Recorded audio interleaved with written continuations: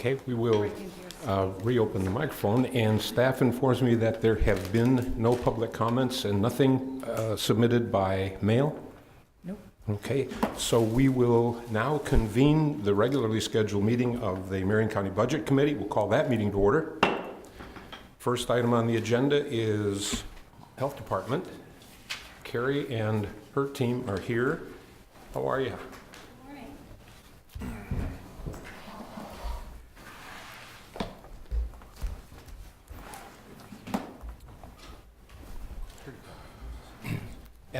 And you've been here often enough in your other roles with the county. Identify yourself for the record, and let's begin. Good morning. I'm Carrie Muller, Administrator, Health Department, and with me, Ryan Matthews, Administrative Services Division Director. Morning, Ryan. and I'd like to recognize Scott Richards and Pam Hutchinson, Division Directors there in the audience. Hi, Pam. So are you one of those in the boat before I you was go going to by say, it? that's a fitting picture. We've got quite a team here. No. So before we get too far into the presentation, I would like to acknowledge the significant changes in administration of the Health Department this morning. Of course, the retirement of Rod Culkins last year. I've assumed the position of administrator. And Ryan Matthews, you know very well, he's been a critical part of our budget for many years. Ryan's assumed the role of the Administrative Services Division Director. So I'm honored today to represent the department and the services we provide, and we'll review most of the program areas, but I would like to recognize the important work the Health Department provides in this community.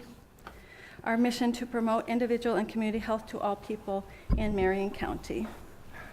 So as you'll see here on the slide, I'm seeking approval for the overall Health Department budget of $72,313,662. The Health Department budget begins on page 315 of your binder, and we'll start with the resources and requirement summary on page 318.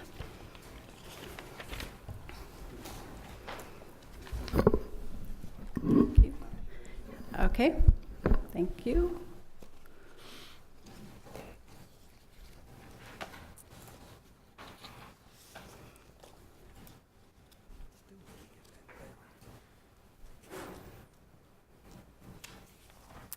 Okay, so again, the overall total budget, $72,313,662. We have 444 full-time equivalent FTE, and it represents 13 programs and 4 divisions. In the fiscal year 2016-17, the Health Department served approximately 44,000 individuals and approximately 410,000 visits or encounters. So as you'll see there, our overall costs are up a little more than 8%, and this primarily represents an increase in our compensation for our management team. It was determined that those positions were significantly under market, and the compensation review was a collaborative effort, of course, with the board's office, human resources, and a lot of work from the executive leadership team at the Health Department. Before I get into the specific program areas, I'd like to comment on 3 specific items. As you all know, and if you haven't been, I'd like to invite you to a personal visit to the Center Street renovation project. I wanted to thank Colleen Kuntz-Chaffins and Larry Tilford for their work. Remind you all about the great support we got from Barb Young and the Commissioner's Office, and of course Ryan's leadership and the team from the Health Department in our return there. The building renovation offers a significantly improved, professional, welcoming community health building, and we made some specific changes to where services were provided, which has been a great improvement. As the budget officer reported last week, the Health Department is currently in the process of going through a department review. In early 2017, we engaged with Morningside Research and Consulting. They were hired to provide a comprehensive organizational review of the Health Department. The intent of the review was to provide an independent assessment of the department's current organizational structure its strengths and weaknesses, and to recommend the most effective organizational structure to meet our current and future demands. The consultants were on site for more than 4 days, conducted extensive reviews of the department, met with community partners and staff, and I anticipate that report soon. The leadership team will be working with a work session with the Board of Commissioners office later this month to review that final report. As a result of that, I also anticipate a strategic planning process, and the strategic plan will assess the current environment, consider future priorities, consider future needs, establish priorities, and use the process to guide decision making. The healthcare's ever-changing landscape is both exciting and challenging for the health department and for all healthcare nationally, statewide, and locally. The health department is predominantly self-funded for public and behavioral services to provide the citizens of Marion County through Medicaid and general funds. As a result of the Affordable Care Act, more than 95,000 members in Marion County received health care for the first time. This is both a challenge and a benefit, and we expect some changes to that, as well as the modernization of the public health system.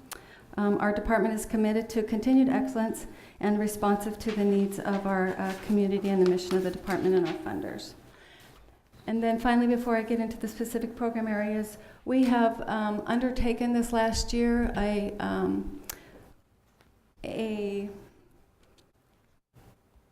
project to develop what we call an alternative payment methodology.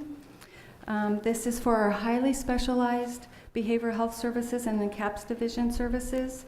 The intent of the APMs is to move away from a payment model that provides services for payments and rather that incentivizes and pays for positive health outcomes and not billing codes, virtually transforming the way in which services are purchased and also known as value-based purchasing. The payment reform work has been facilitated by a national Medicaid consultant to ensure the development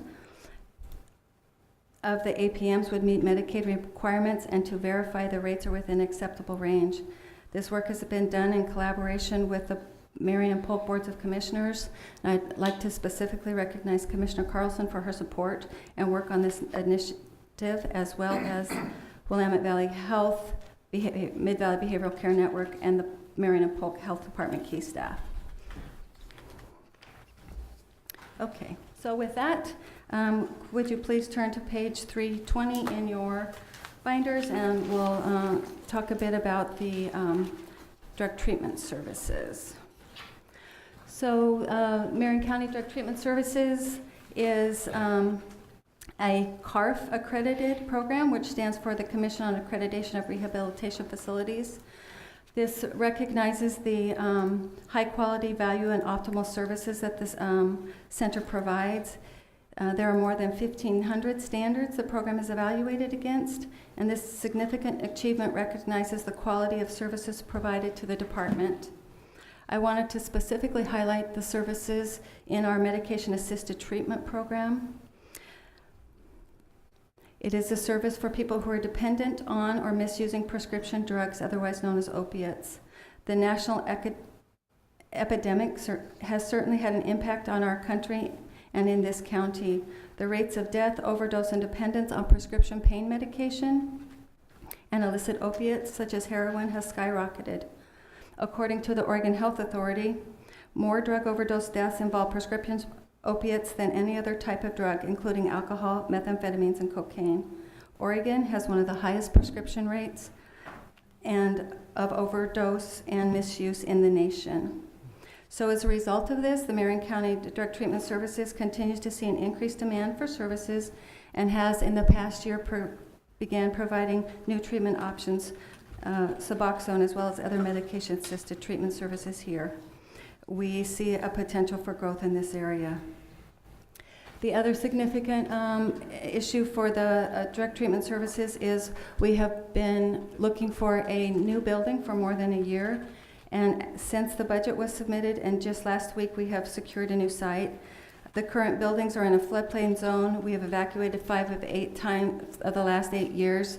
It's very challenging due to the nature of the supplies and the treatment we provide there. So our goal for moving out of the current location is to move out of the floodplain, to locate services on the bus line, to integrate the outpatient treatment services into one location, and the location that we've secured will has the ability to accommodate other programs to meet our department's needs of consolidated treatment sites where possible. We anticipate occupancy in January of 2018. So as you'll see here on your budget page, we see an increase of 1.4 FTE to add a clinical supervisor for the medication-assisted treatment program and a part-time behavioral aide to support families in treatment.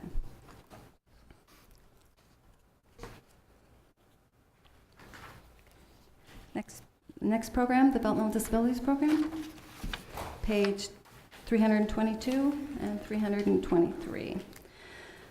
So this program has, over the last few years, seen significant change, and it continues to do so, both in program and operations.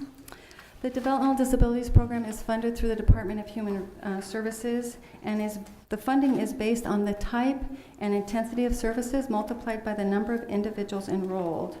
So due to the ongoing growth of newly enrolled individuals over the past biennium and the current forecast, it is anticipated that the revenue will be flat, if not slightly increased. However, the overall DHS budget is targeted to have some cuts, including some services at the health department. So to manage the increased growth and to try to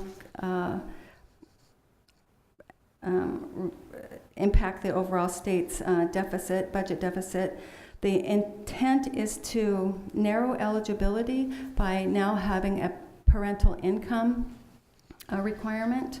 Currently, families and parents do not have an eligibility requirement around their income.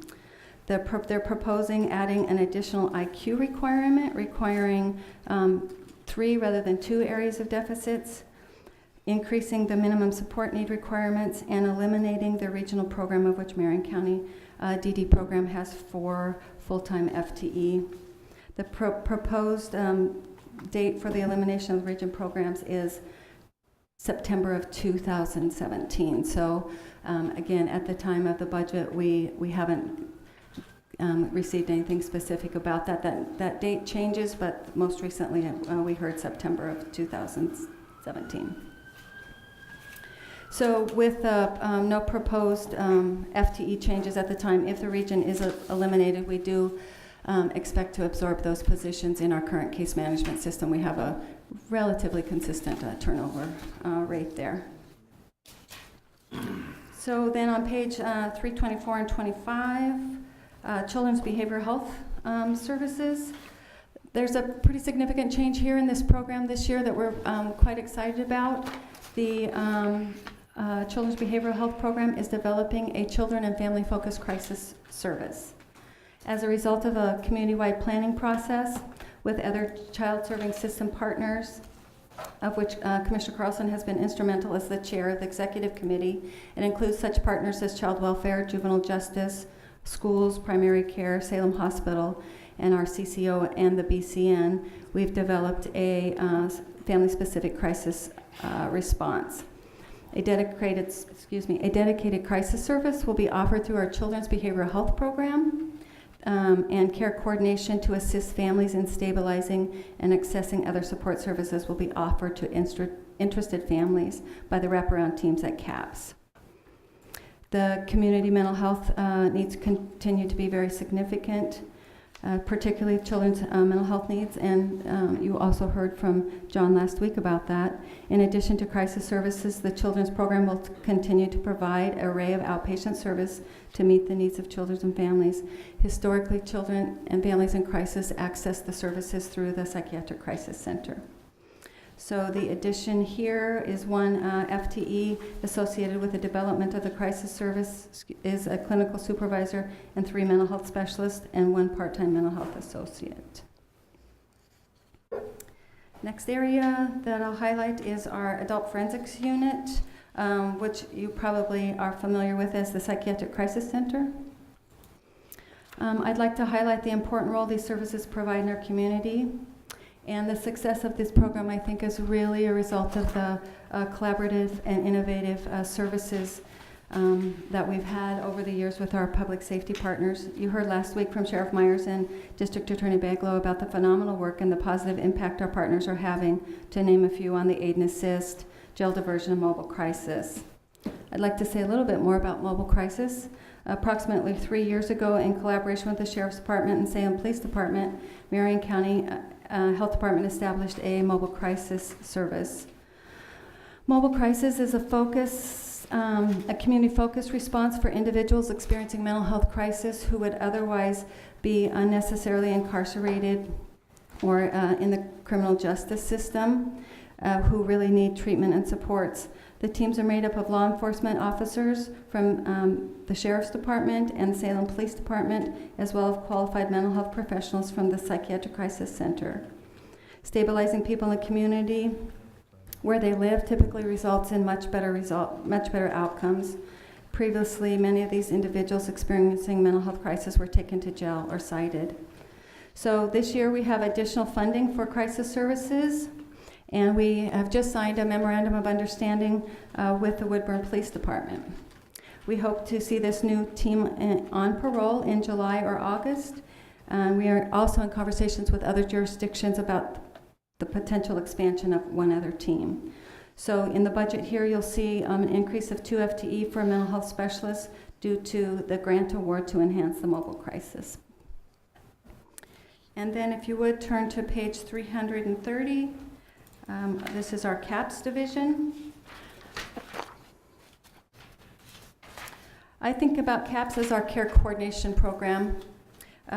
First and the most likely recognizable care coordination program is our high fidelity wraparound program, which we are contracted with through our coordinated care organization. We have expanded the care coordination model in the community, and you heard from Faye Fagel about the services and supports we offer from the juvenile department. Funding in 2015 and expanded in 2016 was a decision package that you all supported here for our work there. It's been a great partnership between our departments. Within the CAPS program, we have modeled similar wraparound programs for adults exiting the state hospital. CAPS is responsible also for monitoring and working on achieving 2 incentive metrics with WVCH, one specifically for the assessment of children and child welfare and managing the inpatient psychiatric services discharge in a timely manner. As well as also like to indicate that CAPS receives grant funding from OHA to reduce the time children in a mental health crisis linger in the emergency departments. This effort has been very successful and offers better resource to families than the emergency department has and reduced wait times. CAPS also manages a rental assistance program for youth and adults and has done some great work with our local housing authority and community partners to assist individuals with blemished or no rental history to find permanent housing. There's no significant FTE change in CAPS this year. If you would, next to the public health programs, and we'll start with communicable diseases. But before I do that, I think, again, it's worth noting of the good work the Public Health Department has done getting their national accreditation, the first in the state, to be FAB, Certified Public Health Accreditation Board. Again, it provides recognition that the Public Health Department meets or exceeds rigorous standards designed to improve the health and protect the health of the public.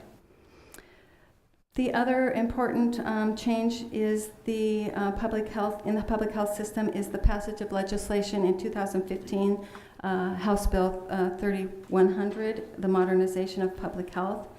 The modernization of public health primarily moves the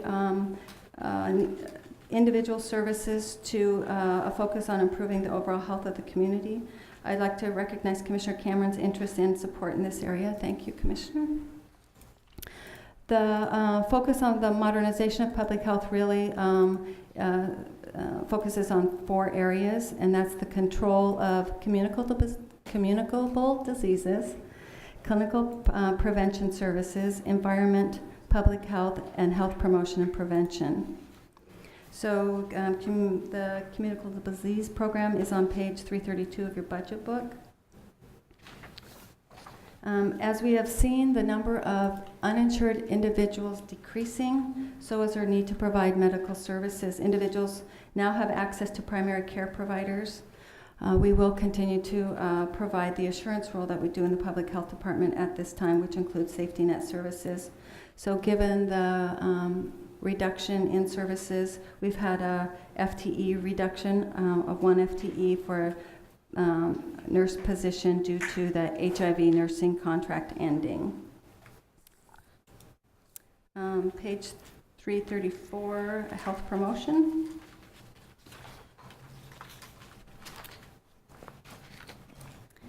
And here I'll just highlight the work of the with our CCO partners around the Community Health Improvement Partnership known as the CHIP.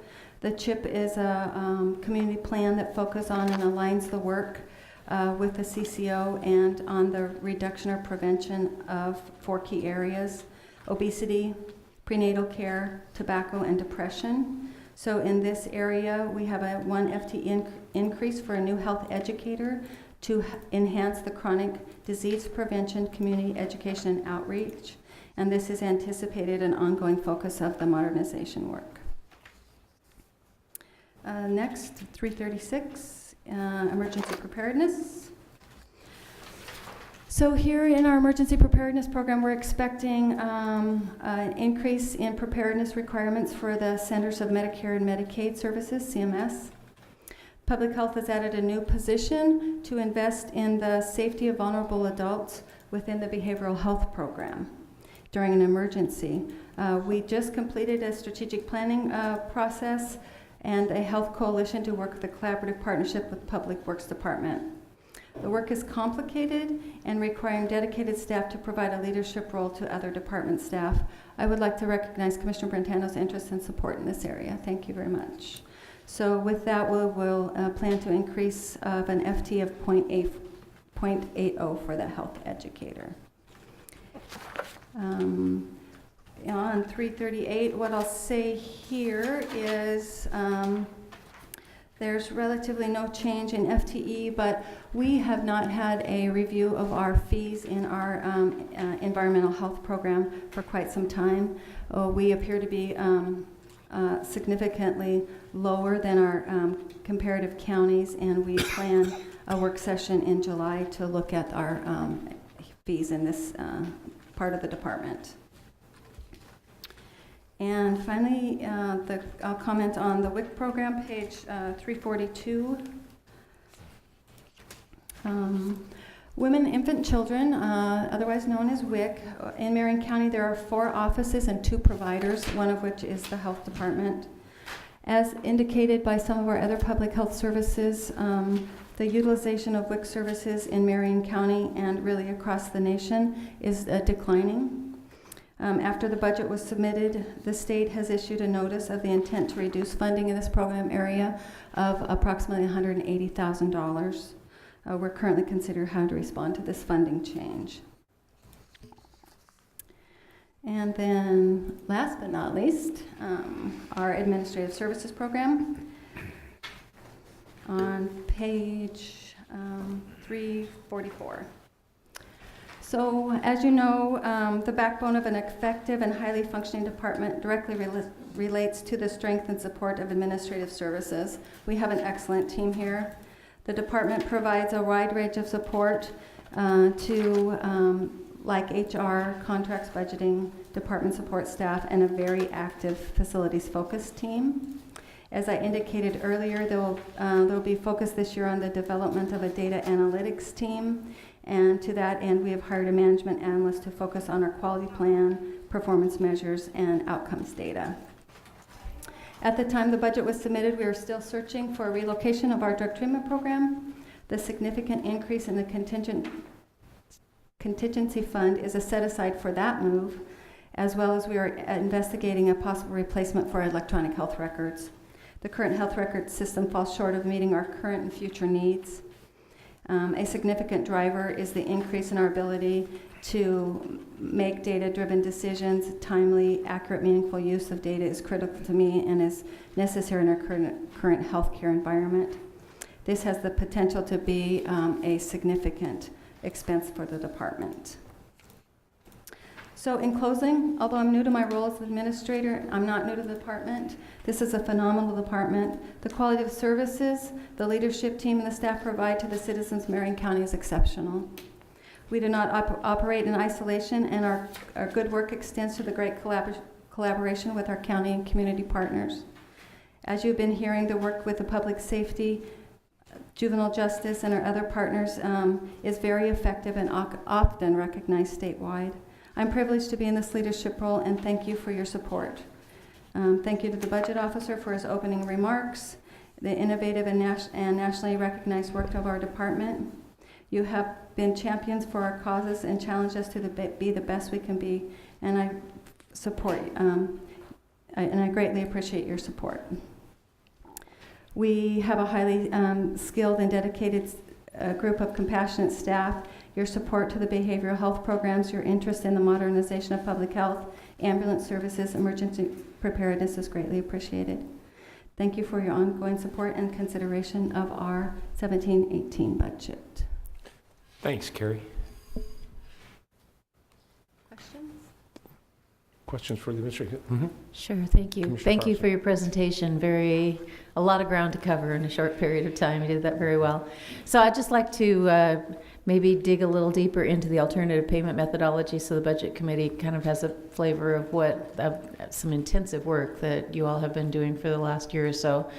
And Ryan, maybe I can address this to you because you've been the point person on it. So first of all, can you explain in kind of the nickel version, the requirements for encountering services and how using the alternative payment methodologies changes that for the services, those high fidelity services that Carrie talked about? Sure. So so we're a provider within the system of our coordinated care organization, and one of the requirements with our contract and one of their requirements with the state is to sort of generate, even though they receive a monthly capitation based on membership, they need claims data, which is basically encounters, to help sort of justify the funding that they receive from the state. And then that sort of trickles down into our agreements where we need to be able to encounter the services that we provide and the expenses that we incur back to our payers. So kind of through the BCN and through the CCO. And so what we struggled with a lot of our services were that they were highly specialized, so that the sort of CPT codes, the traditional medical billing codes, were not really designed to sort of handle the kind of intensive services, intensive case management and wraparound services that some of the things that we provide. So we worked with our payer and with those Medicaid consultants to try to find a way to capture all those costs using an alternative code. So there still is a code that we submit, but it's more bundled in terms of all the services that are incorporated into that expense, rather than trying to bill out each instance of case management or each instance of skills training or each assessment. So it's more of a bundled code to sort of capture the wraparound services that we provide in a more accurate way. So we were able to, I think when we looked at the first 6 months of claims data for the areas in which we developed these APMs, so they were our ACT program, ESA, supported employment, and then the high fidelity wraparound for kids. We noticed that what we were able to the cost that we were able to capture through the APM codes was about 1.5 million over what we would have been able to bill sort of in the old traditional methodology. So then our hope is that as the payers kind of review those new expenditures, that they get a better idea of how we're spending our money, because we don't feel like sort of the traditional billing codes are doing a great job of capturing the fact that we were providing services, we were incurring that cost, but it wasn't necessarily getting reported back because we just were limited in sort of how we could do that. Thank you. Thanks. Other questions for Ms. Muller?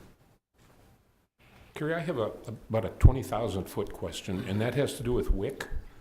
And you're seeing declining enrollment in WIC. Yes.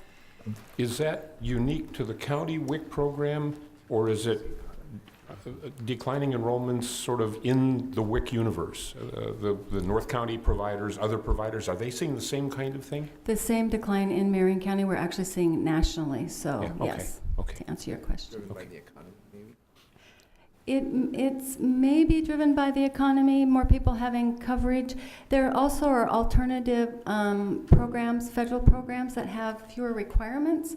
So one of the questions is, are folks getting their support in a different area of aid? Yeah, that's kind of what I was concerned with. Kids are still, there are still some needy kids out there and some needy moms that need to, and is that falling by the wayside? But it doesn't sound like that's the case. It sounds like the There are case finding. alternative supports now, Alternatives. yes. Okay, thank you.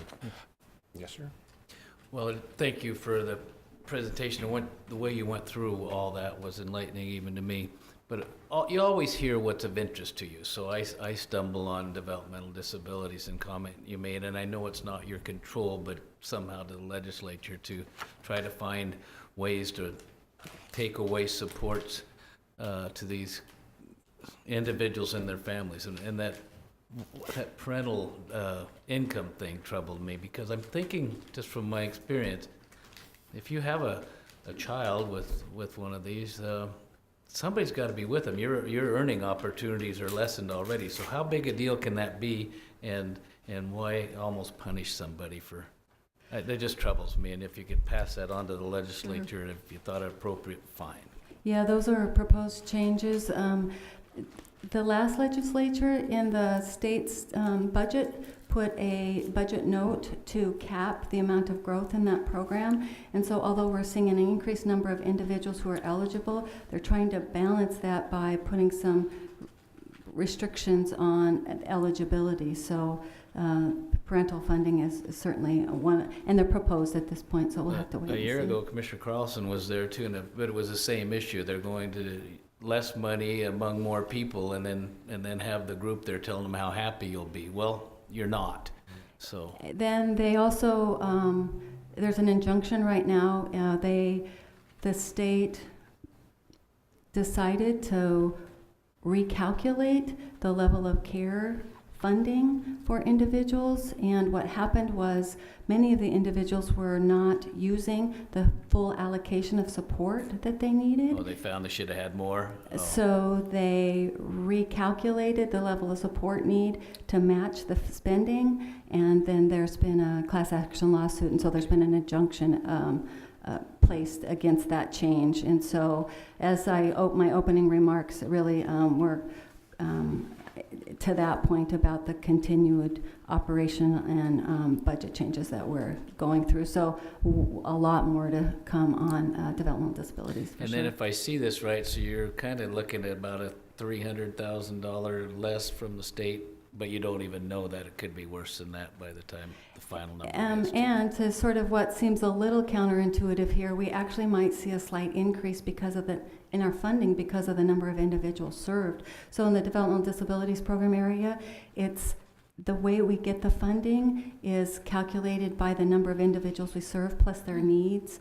And so it's a very complicated formula, but at the end of the day, even though the state's got a really significant budget deficit here, $58 million I think is targeted for developmental disabilities, because of some of those variables, we actually might see a slight increase, which means more people coming into the door, and we're going to have to figure out how to serve them with the amount of staff So that we have. less individually is what it happens, Yeah, isn't it? yeah.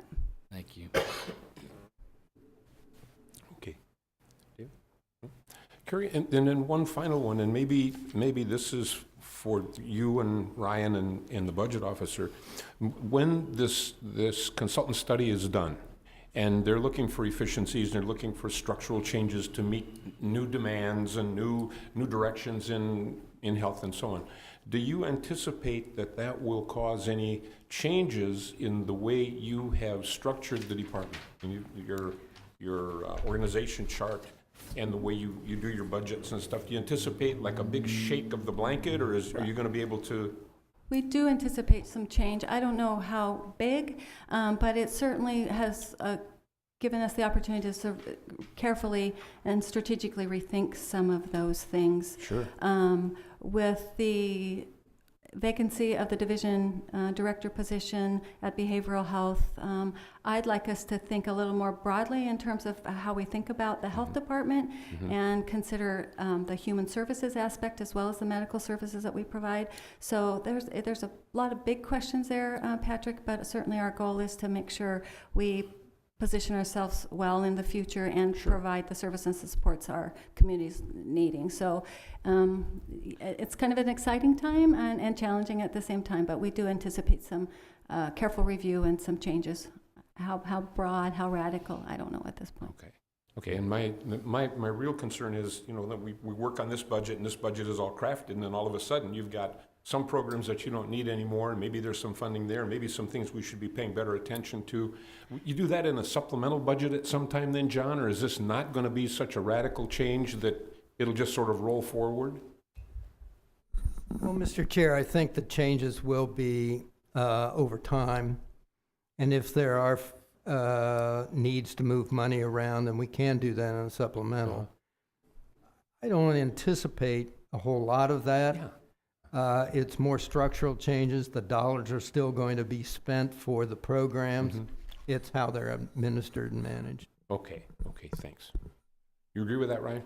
I do. Okay, thank you, Carrie. Final Right questions answer. for Health Department? Scott, Pam, thank you very much. Oh, yeah. Mr. Chair, Ryan, always support the budget officer. Smart man. Okay, thank you all very much. Thank you. Now, we're scheduled, that was actually pretty succinct and pretty quick. We're scheduled for Transportation Natural Resources, but I don't see Alan here anywhere. You could do CIP, but Colleen's not here. Do you want to? Call Colleen? Well, why don't we go to, I agree with Janet, why don't we jump and have. You want to do Jeff is here, and You ready to go? I am. Colleen is not here to do her part. and you announced earlier that that Gary Christopherson won't be here today either, so it's you and Colleen. You want to do that? You want to start out, and then when she gets here? I don't think you'll see her because she's not expecting to be here till 11, but I'll do. All right, how's that? Okay. Sure. Okay, so we will move on to capital improvement projects.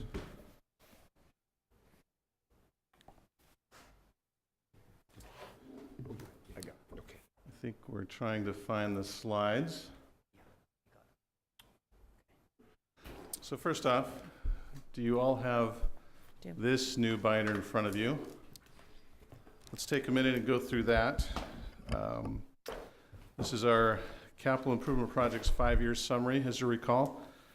This binder should do a couple things for you. If you open up to the second page after the title page, you'll see a summary of all capital projects that are included in the budget for the year.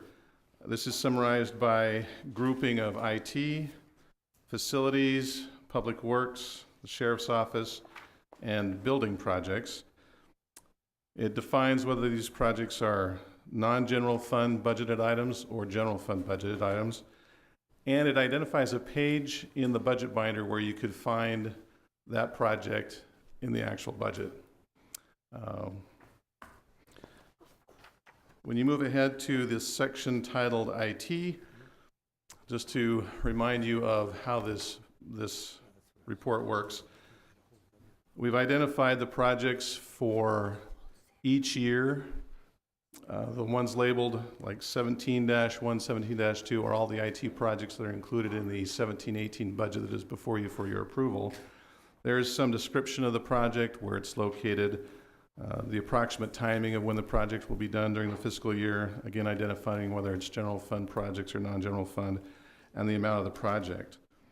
As you move through the pages, then you'll see another section titled 18-1 and so forth. Those projects are listed for your information only. These are the projects that departments anticipate in looking forward over the following or subsequent 4 years that they would like to see funded. We have done no funding or approval of those future projects. They're there for information and for some planning purposes. So primarily, it's those pages that are identified with the 17 dash numbers that you would see in the budget. That'll be the same in business services and public works. The tab that's listed as other departments, that's where the sheriff's office projects are, and if there were any other departments that would be there also, but only the sheriff's are at this point. And then finally, under the summaries tab, it's listed as page number 44. You would see how all those reports total up, and you would see that for fiscal year 17-18, there is a total of $31 million of non-general fund projects included in the budget that you'll be asked to approve today, and another $1.7 million worth of projects that would be general fund funded, and it lists them by type and category there. Following that page is, it's kind of a 1 or 2 page summary of all those 5-year documents in front of you, so you could see by project what we're anticipating on spending. So if you looked at page 45, for example, you go down about 1, 2, 3, 4, 5, 6 lines, you would see network hardware equipment replacement. The proposed budget for 17-18 is $93,000, but we anticipate spending $100,000 each year in the following years for that type of project. You would find that same information back in those detail sheets. They're just separated by year, and we thought this would be helpful to kind of see it all at one glance. Particularly as you move forward into the public works projects that begin on page 49. You can see how those projects spread out over years. For public works, we did include 3 previous years also, because some of these projects have been ongoing already. And we wanted to help identify that so you can see the actual cost for fiscal year 16-17, and then the approved budget also for 16-17, and then the proposed budget for 17-18 and their estimates going forward. I think that is really everything in that binder. We provide it mostly for your information. It's supplemental to the actual budget that you're looking at because the information is already in here. So if we're good with that, I did forget to say I'm Jeff White, Chief Financial Officer for Marion County. To identify myself for the record, Chair Vance. Let's turn to the capital. In your budget book, the capital tab, which is about the 4th or 5th blue one from the back. Yes, I saw Collie walk in, so we will get her able to be up here. Join me now if you like.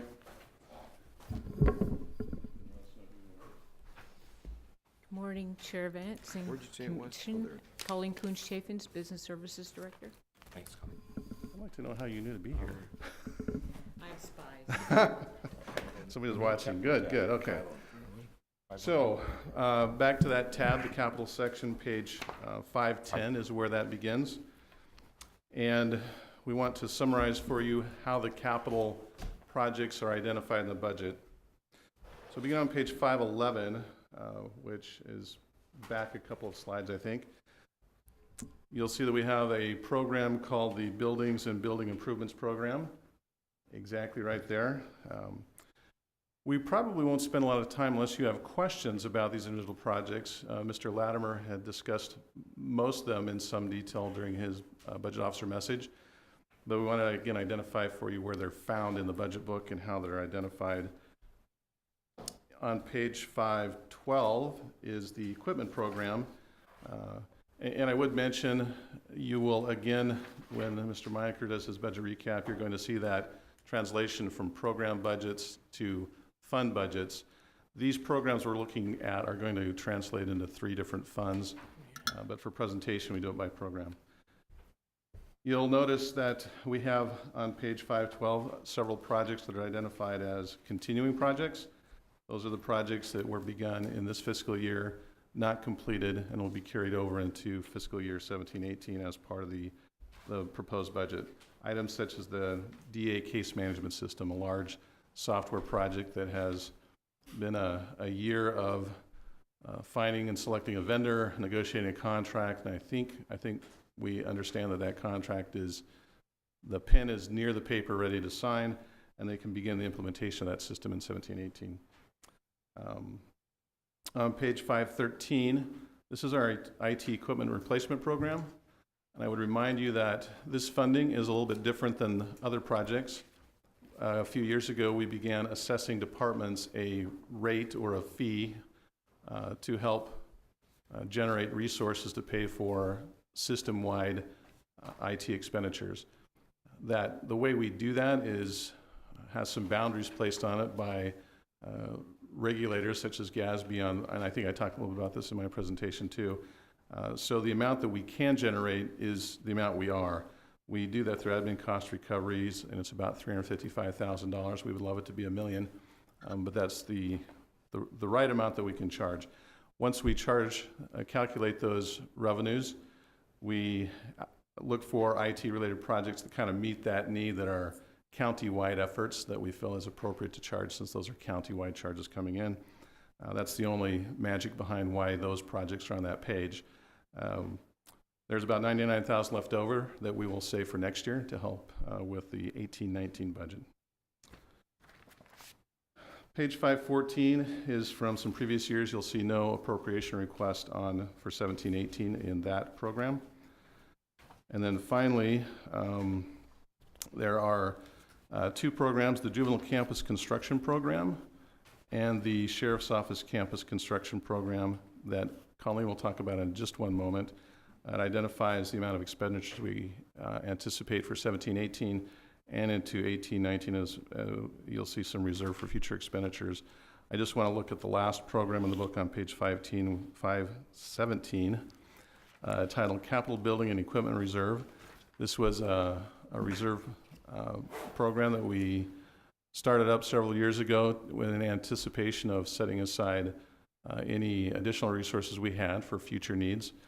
There is no additional income being allocated to this program in this current year, and actually we are transferring some money out. That transfer out is going towards the cost of the audible alarm system for Courthouse Square. It's the funding source we're using for that project. So unless you have any specific capital project questions, then I will turn this over to Colleen to talk about the juvenile campus and sheriff's office. Well, you don't need that, I guess. Okay. Question? No? Okay. Good morning. For two projects, the juvenile court expansion and the sheriff's office public safety building, we're finishing up with Carlson Veit, our local design and architect firm. And so we're finishing up all design. We'll be breaking ground on those in July. So the total funds that remain, you'll see a picture up here of the juvenile court. That's the juvenile administration building, in which the program begins in late 17-18. There's a contingency of $250,000 that will be held as needed for the same project. There's remaining $7.6 million that are held in reserve for the future construction expenditures for the juvenile administration building. Here you'll see the juvenile court. The juvenile court is all designed. We're getting ready to break ground on that. Bids are out right now. The new area is about 3,350 square feet, with about $1.4 million working for that project. It also includes a small project for installation of technical equipment in the courtroom. So this is the new state courtroom for us that's attached to the current juvenile detention facility. The next is the Sheriff's Public Safety Building. Carlson Veit is also the designer on that. You'll see the exterior right there look of the building. All the planning's been designed. We're all done. In fact, I get those documents probably today, ready to go for permitting. So we're ready to go do that. We have current funds of $9.7 million allocated for that project, which includes $176,000 in small capital projects for the technical equipment, including cameras, cell phone boosters, and other information technology equipment. Also, I wanted to talk about real briefly the transition center. We have two projects going on, formerly known as the Work Release Center, is the HVAC and the roof. I just wanted to make you aware of that we're finishing that up. The bids are out there now to get those projects done. We have $1.7 million and working with some engineering and getting those projects on the way. So if you have any questions or comments about those projects. Question or comment? Not so far. Are you finished? Thanks, Alan. Now, I need to make one apology and ask Jan if she could go backwards a few slides. In my excitement to get up here, unanticipated, I left my copy of how the actual slides look, but I went through the budget book portion of where the capital outlay is that we handle in our capital improvement projects fund and our facility renovation fund. There are other capital projects that happen throughout the binder, and I would be saying, and these are the projects that would have been in the public works funds that you already have seen, but you have not. Mr. Haley will be going over this with you shortly, but there is the road fund that has several $1 million worth of projects. They also manage the fleet management fund, which is how we handle our fleet costs throughout the county. We assess departments for those dollars and then purchase the vehicles and maintain them with that fund. The Environmental Services Fund, you can see they have equipment needs and site improvement needs. And the Parks Fund, which I think Alan will also be discussing a little bit about there are 3 or 4 projects in parks that we'll be doing. And the Stormwater Management Fund, which of course is new last year, the cost they have to deal with their capital outlay there. And finally, an equipment purchase need and building inspection. The next slide, I think, in the health department, there is a shed they're going to need to build in order to handle the vector control chemicals that they handle in their, within their programs. The Sheriff Grants Fund, we always anticipate the potential need for a new K-9, so they allocate some money for those, which won't be spent unless needed. Some other equipment that I don't remember or recall if the sheriff talked about, but they're typically washers and dryers that we replace every year. There's an industrial oven in there. In the Traffic Safety Team Fund, they continue to purchase video cameras for their cars to help with their law enforcement duties. And then finally, in the Criminal Justice Fund, there is and I believe this was mentioned earlier on Friday, the courthouse needs a new matrix system to manage their cameras and video equipment there.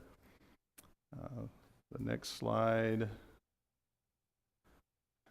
totals it all up for you. So in actual capital outlay items, there's $32.8 million in this budget. For contingency specific to capital outlay projects, there's $1.5 million. There certainly is contingency in many other funds, but related to capital outlay, that 1.5. In that new reserve account we talked about, there's a total of $8.9 million related to capital outlay. If you were to look at the detail for that account, I think it really totals about $11 million.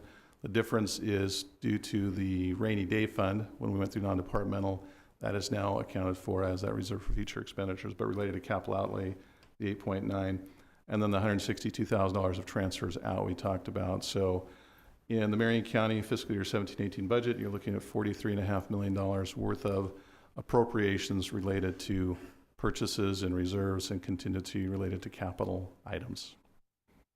And again, my apologies for skipping those slides.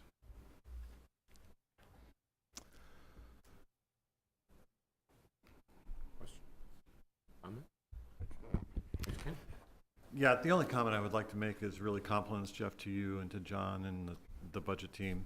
7 or 8 years ago, or 6 or 7 years ago, whatever it was, there was a discussion at the budget committee level and the commissioner levels, how will the county be able to address many of the capital needs that were there, thinking about the health department building, thinking about the sheriff's office, thinking about the juvenile center.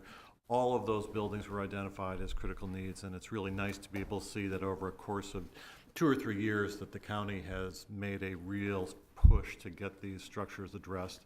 And Colleen, you've been a wonderful addition to the team. Thank you, sir. Here, here. Yes, absolutely. Thanks, David. Other questions or comments? Thank you.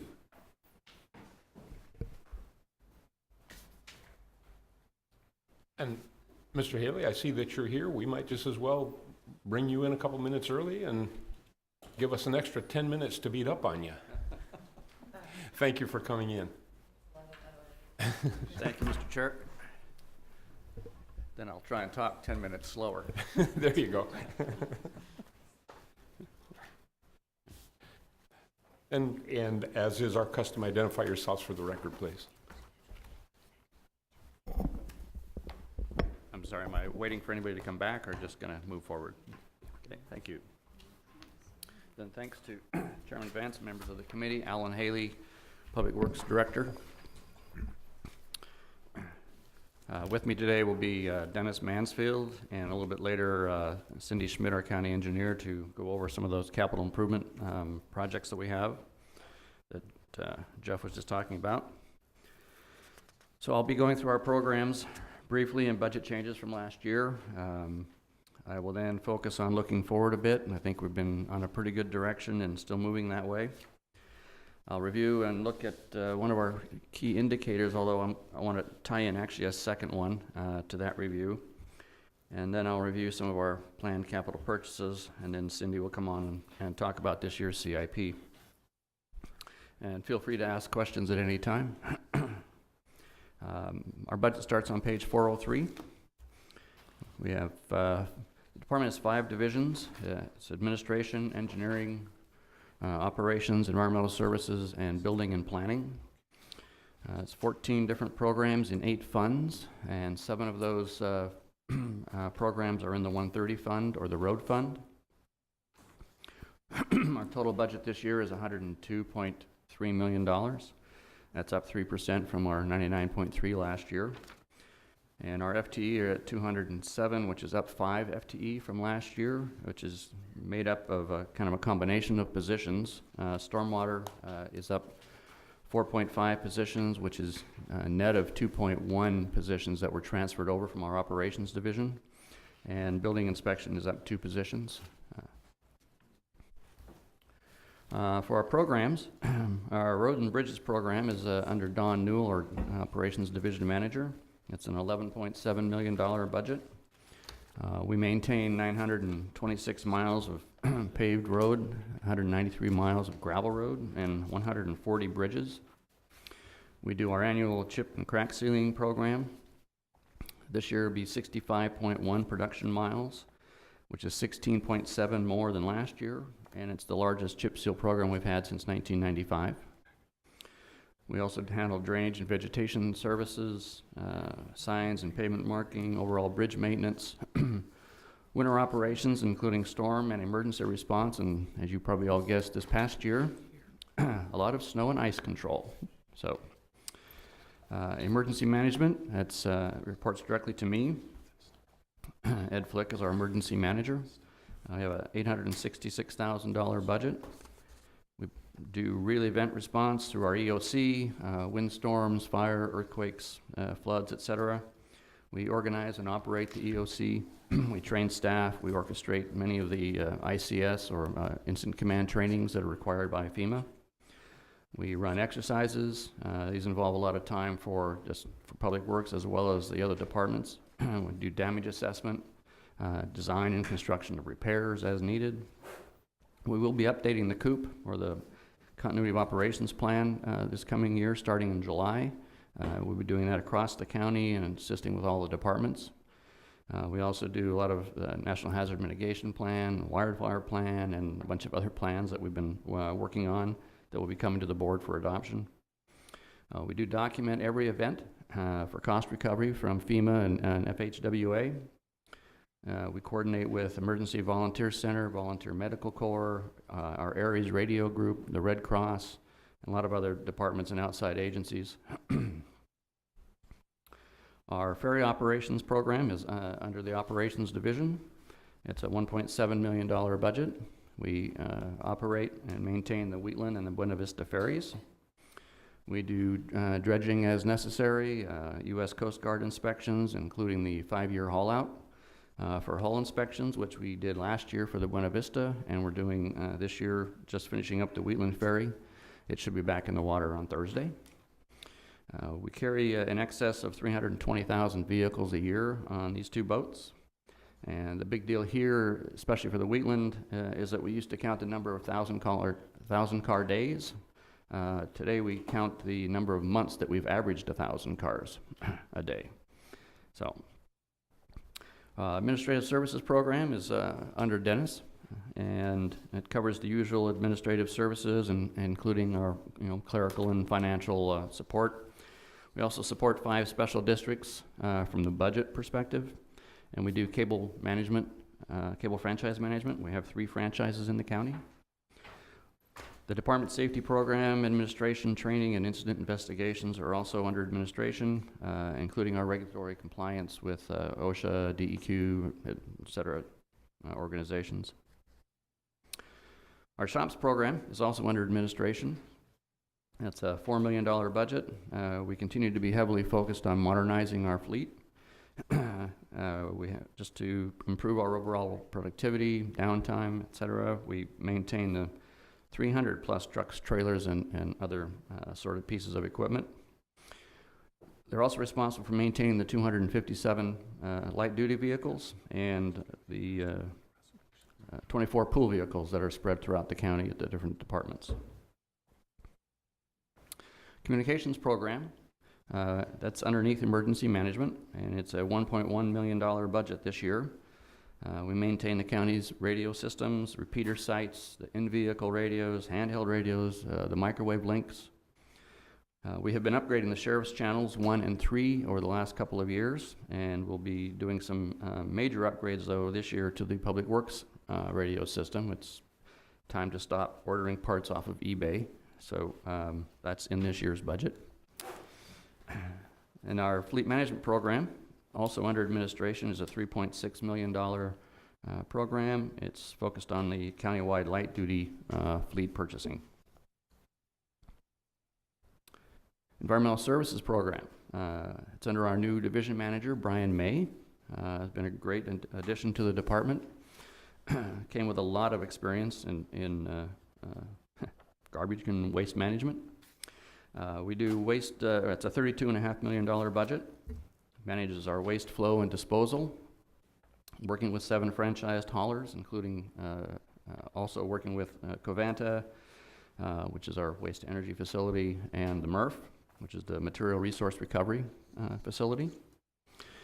We manage the North Marion Recycling Station and the scale houses at Salem Kaiser Transfer Station and at Covanta. We also manage the Browns Island Demo Landfill and the compost facility there, and the household hazardous waste facility. They're also managing the countywide recycling program and the master recycler program and classes. And we do a great deal of public outreach. Our waste reduction coordinators work with businesses throughout the year, and they appear at events and fairs, shows, do a lot of displays and working with the public. Our ash is still considered alternative daily cover, going to Coffin Butte. And we staff the Solid Waste Management Advisory Council, the Parks Commission, the Weed Board, as well as the Water Quality Advisory Committee. Our Stormwater Management Program is also under Brian. It's a $1.7 million budget. We handle the water quality. We do have a DEQ-defined stormwater management area, which is inclusive of most of East Salem, but quite a few areas outside of East Salem and around the Salem urban area. We did put a fee in place to move forward with managing that program and the added services that will be necessary, and that was implemented a couple of years ago. And operationally, they support the 5 special districts in concert with administration. County Parks, which is also under Brian. It's a $902,000 budget. We maintain and manage 18 county parks, including 1 camping area. And we install and maintain playground equipment and generally improve facilities as the budget allows, which we will go into a couple of those projects here in a little bit. Engineering. It's under Cindy Schmidt, our county engineer. It's a budget of $14.9 million. Divided this into 3 different sections, engineering, design, and capital projects, which the budget for that is $9.1 million. Major function here is interagency project coordination, this year including Silverton and Salem's slurry programs and the annual surface management programs for Marion County and for Kaiser. Our traffic engineering and transportation planning section, they determine the sign and striping needs for our public roads, traffic signal and design and maintenance in cooperation with the City of Salem. They handle all of roadway safety issues, including vision hazards, traffic control needs, guardrail replacement, some of which we're getting into this year. They do long-range transportation planning and project prioritization. And we do a lot of grant requests, seeking a lot of outside funding for these projects that we're doing. Then our land development, engineering, and permits section includes our calculation of our transportation SDCs as people come in for projects. They review and support land use planning efforts. They review development plans for drainage, erosion control, traffic issues, etc. They do issue permits, a lot of trucking permits. We do driveway permits, work in right-of-way, utility, and major construction permits. Our survey program, it's got a budget of $2.4 million. They review and record surveys for properties, subdivisions, easements, property line adjustments, etc. Maintain 60,000 plus survey and road records, both in our vault at the office as well as online. They perform a lot of records research and a lot of public assistance. They still maintain 5,000 or so government corners, perform right-of-way research and legalizations. And this last couple of years, working with our capital projects folks, have been performing topographic and our right-of-way surveying. Our land use planning program is under Warren Jackson, our building official and building planning division manager. It's a $1 million budget. They handle current planning, which is conditional use issues, floodplain management, and then other permits. They do the flood insurance coordination and mapping. They maintain and update our comp plan and zoning maps. They do a lot of long-range planning, which is our urban and rural zone code updates, periodic review, legislative issues, working with AOC, and a lot of population forecasting, working with Portland State University. And then the building inspection program, also under Warren, is a $5 million budget. They issue the building permits, perform inspections for Marion County and 18 of the 20 cities in Marion County. Investigate building code violations, of course seek compliance with those codes. On-site wastewater permits and inspections. And as part of our emergency response, we do inspect buildings for safety after flooding, earthquakes, just general storms, windstorms, etc. So it's a whirlwind fly through our 14 programs. So are there any questions at this point? Questions, comments from Mr. Hibbert? I just, Oh. go ahead. Mr. Cameron? Thank you, Mr. Chair. Alan, you mentioned addition of 2 building inspectors earlier. What? 2 FTE. Yeah. One was a permit clerk and a plans examiner that we added this past year. Okay. Did we add anybody on the septic side? We In have this- the or same is- 2 that we had, plus the 2 temp hires that we have on the septic side. Thank you. Mr. Brentano? well, maybe, I know everything goes up, but I just was looking at engineering. It seems like it's gone up 80% in 4 years, so a whole lot more activity, or what's the driver? Sydney's gonna come up, but just. where's Gone it up coming? 80%. Well, in my quick math, 14, where is it now? I don't even see it. Oh, I see what you're saying. Well, what you're looking at, especially on the chart, that disappeared. It still disappeared. It's all right, just, The easy answer is that the actuals on the 2 left columns represent the budget years would have been reflective of the same numbers that are on 16-17 and 17-18 due to federal funding that would come in for projects. okay. The projects that were not done, then we didn't get the money in, so the actuals are less than what you're seeing on the budget. So we are still planning on moving forward with quite a few projects, which includes that 14.9 million, and a lot of that is federal aid dollars. All right, thank you. Thanks, Alan. Other questions, comments? But that's consistent. Okay? Well, I was going to ask you about stormwater, but then I flipped open to the narrative, and it's clearly spelled out in the narrative, so I won't trouble you for that one. Thank you. Okay. But I do have a question about the Wheatland, or about the ferry operation in general, because I like it. It's kind of fun. I use those ferries, and it's kind of fun. And I know Wheatland is getting much busier. I don't know about Buena Vista, but Wheatland. But I noticed here, Ellen, was a big chunk in the 16-17 budget, and then it dropped down. What went on last year? And help me refresh my memory. What was going on last year that didn't go on this year that would cause that decrease? It was a major something. Hauled it out. Yeah. The maintenance. Is it just We had, significant maintenance?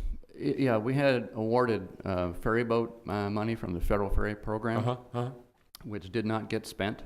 So it's coming, a lot of it's coming back this year. We're doing some of it this spring. Okay. But it was $900 and some thousand, a three-phase approach to projects that we're looking at doing.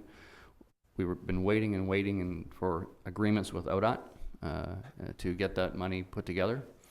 They're in place, and we're actually now spending the money. Okay. Okay. Thank you. Mhm. Other questions? Denise? No? Okay. David? Yeah, Alan, on the pavement resurfacing program, I know that the PCI has dropped slowly over time, but it's gone from the low 70s or 70, 71 down to about 66 this past year. You've indicated that you're doing more chip sealing this year than you've done in the past. What's the prognosis in the future if the transportation plan package gets adopted by the legislature? Will the county put more money into resurfacing and pavement management? That's actually a multitude of questions. Yes, it is. If you don't mind, that's actually the pavement or the indicator I'm going to be talking about here in a little bit, and then I can bring back up the answer to that question.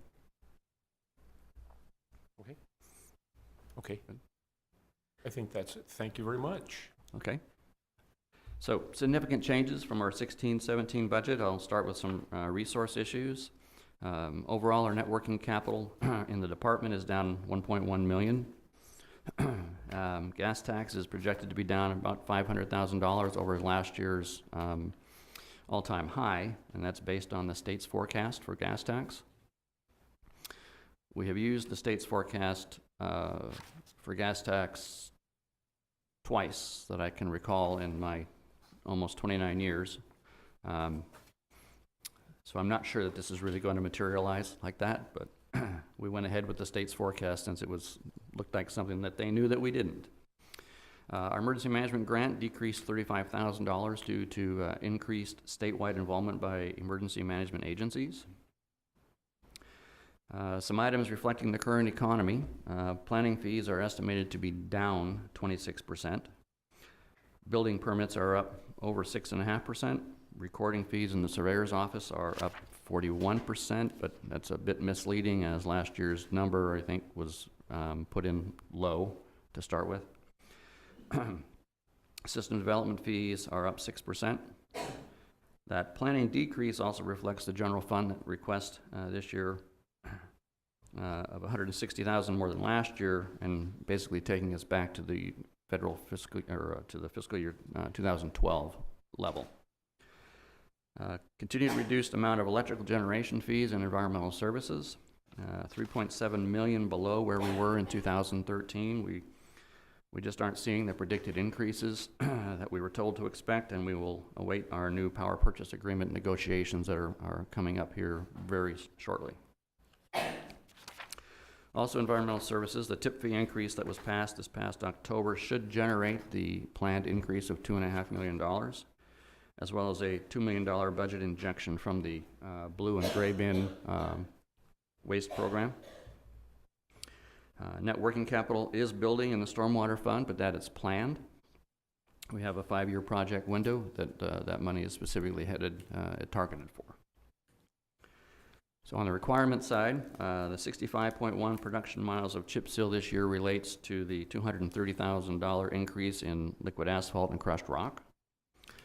Our stormwater services are budgeted for the first time in the road fund because staff that worked there were transferred to the stormwater management fund. That was the transfer of staff I talked about up front. Other contracted services in our ferry program are down $660,000, but there is a corresponding $302,000 increase in capital outlay. This is for those projects related to the federal fund award that were received several years ago. We have quite a few site improvements at the Silverton Road campus, including carpet replacement, some parking lot enhancements, badly needed roof repair, and we are rekeying the facilities. We're also reducing our gas and fuel an additional $120,000, reflecting the price changes that we've had and decreased use. Our communications program has a couple large one-time expenditures, although for a single project. Our M&S is up $390,000 to replace the obsolete radios that I talked about, as well as in capital outlay, $76,000 for new repeaters. We have been, as I said, upgrading the sheriff's office, but it's just absolute time for Public Works to upgrade the system that we're using. There is an increase in transfer station contracts of $900,000 due to a change in flow of materials to the MRF, which has a small offset due to the decreased flow at Waste to Energy facility, where we are otherwise charged a additional waste fee, and that reduction is about $170,000. We have a $700,000 decrease in leachate disposal. We did a significant tarping event this past year of the ash piles that was completed last year, so even with the record rains that we had, it turned out to be a fantastic investment. So we reduced the amount of leachate generated. We do have a concrete repair project up at North Marion facility where cement is cracking and breaking up where the boxes are stored, and this is causing actually damage to those boxes, which aren't ours, and we have to but we do have to pay for those repairs. We also have remodeling projects at the scale houses at both North Marion and Skirts. And Parks is increasing funds available in order to hire an additional 4 summer temps, which brings the total to 6 summer temps this year, which, doing the math, is 5 more than the 1 we've always had. The activity we've been experiencing in our parks over the last several years has just been way too much, and we've needed to provide better service to our facilities, so we do appreciate that extra funding for our temps this year. Impacts of legislative changes.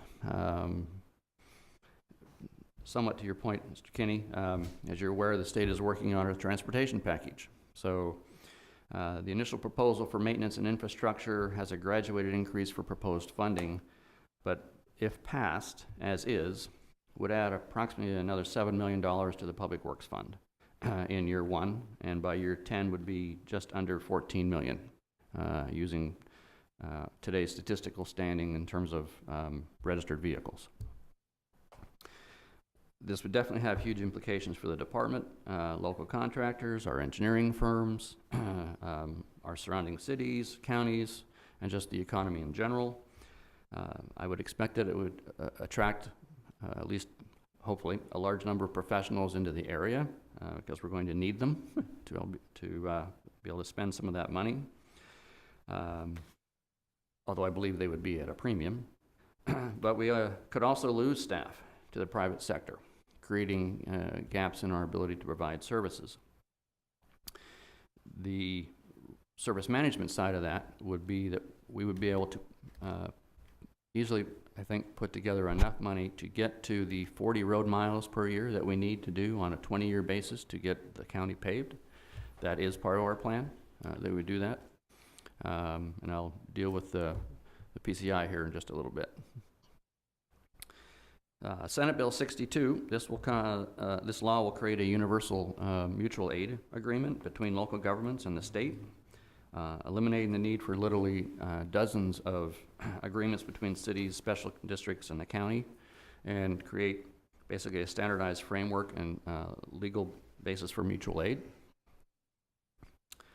Not exactly legislated, but the federal budget, per the President's recommendation, could substantially reduce the federal support through emergency management and our disaster mitigation / recovery.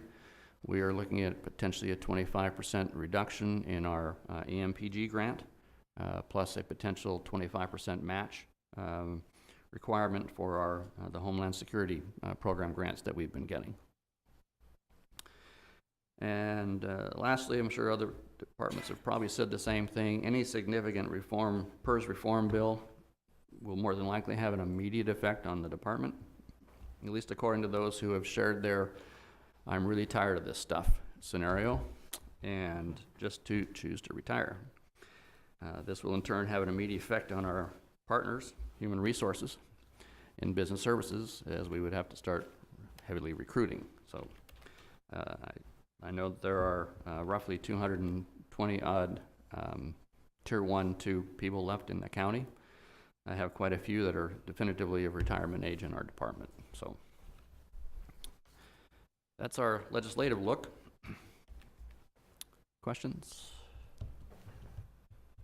John?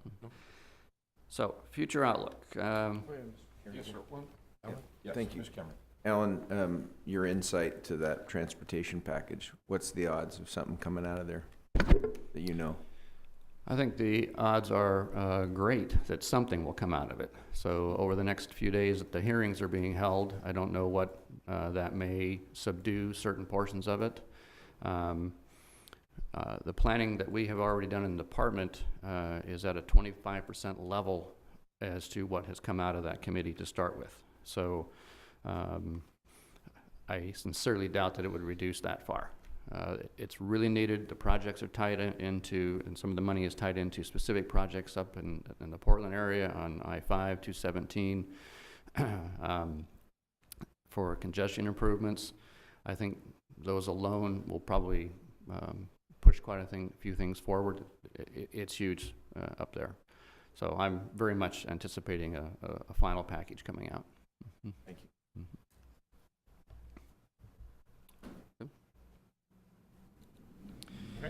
So, in general, so we have the opportunity each day to make a difference for the customers. Our goal is to provide the services that our customers are asking for and that they require with as much assistance as possible. We want to help minimize the regulatory side of the business, and we need to do a better job at living up to our strategic plan as posted on the web and prove that we really are dedicated to providing superior customer service. That is an ongoing theme, ongoing motto in the department, and I will continue to push it and push it more heavily. However, more specifically, from the road fund perspective,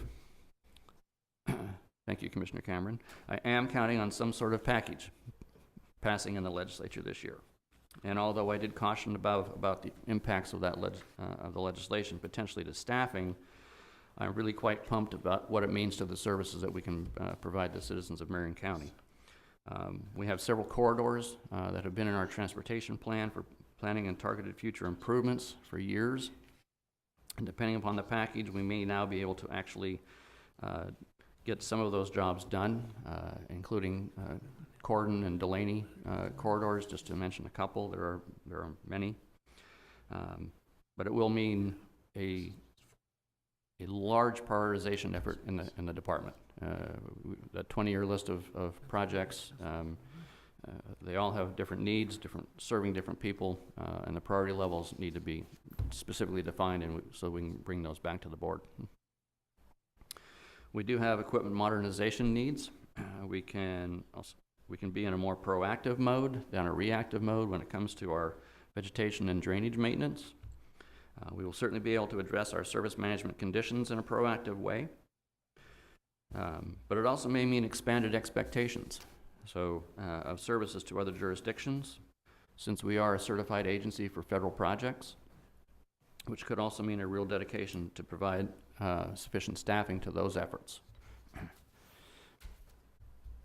Our Grover Road Maintenance Program will extend the pilot project that we did last year to additional roads this year, using mostly earthbind as the chosen product. The goal, again, is to do a better job controlling the washboarding on our gravel roads on the steep sections throughout the county in order to provide a safer road to travel on, with a secondary benefit of providing some dust control on those roads. We will have expanded efforts in emergency management, as I said, to produce the COOP plans and the COG, and other plans that we'll be working on beginning in July.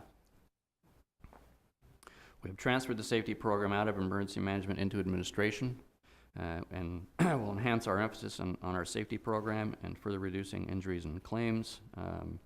Dennis has had quite a bit of experience in the safety programs, so it's a good transfer from our perspective. We will continue to work with other agencies, as in Kaiser for resurfacing, Turner on the Delaney Road corridor, Woodburn for trucking issues, Silverton on their service management program. ODOT, striping for other agencies, and working with our Forest Service and BLM partners up the North Fork. In engineering, we're continuing with traffic signs and marking upgrades to correct size, reflectivity, and general maintenance. We are continuing with our development review process amongst our interdivisional teams. We need to make sure we are giving the best coordinated and consistent response to our customers. Transportation planning is a complex function and getting more so. With new funding, we will need to enhance not only our 20-year transportation plan, but coordinate better with the long-range planning efforts of our land use planning program and the planning efforts of the cities within Marion County. In operations, this really crosses several divisional lines, but an area we need to recapture here is asset management. We are caretakers of a $2.5 billion transportation system, and we need to make sure that we know outright that everything there is to know about all of our signage, our drainage, our signals, bridges, roadway appurtenances, just additionally are more so about our fleet, our records management, the radio equipment that we have, and using our various data and GIS tools to accomplish this. Environmental services, another important task for this division will be working towards establishing, hopefully within the next year or two, a second park with camping options. We will also continue with our environmental stewardship through our new stormwater program and providing increased services in the Salem area, including additional catch basin cleaning, sweeping, vegetation management in the drainage ways. So it's kind of a quick view of our future look. Any other questions before I move on? Move on. So this year, looking at our decision packages, a banner year for the department. We have 10 decision packages. $60,000 for Auburn Park playground equipment.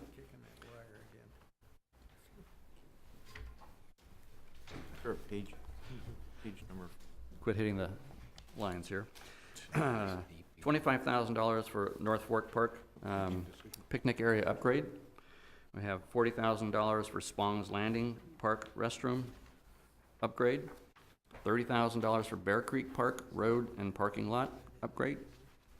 $8,000 for Minto Park stairs.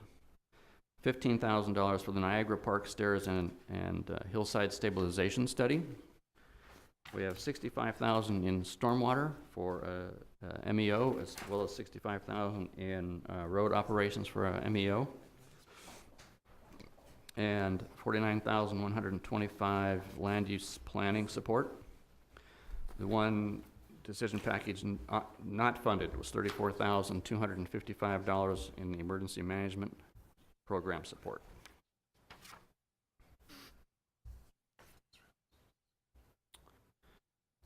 So moving on, key indicator. This year we would like to focus on our pavement condition. Key indicator number 3 on page 443.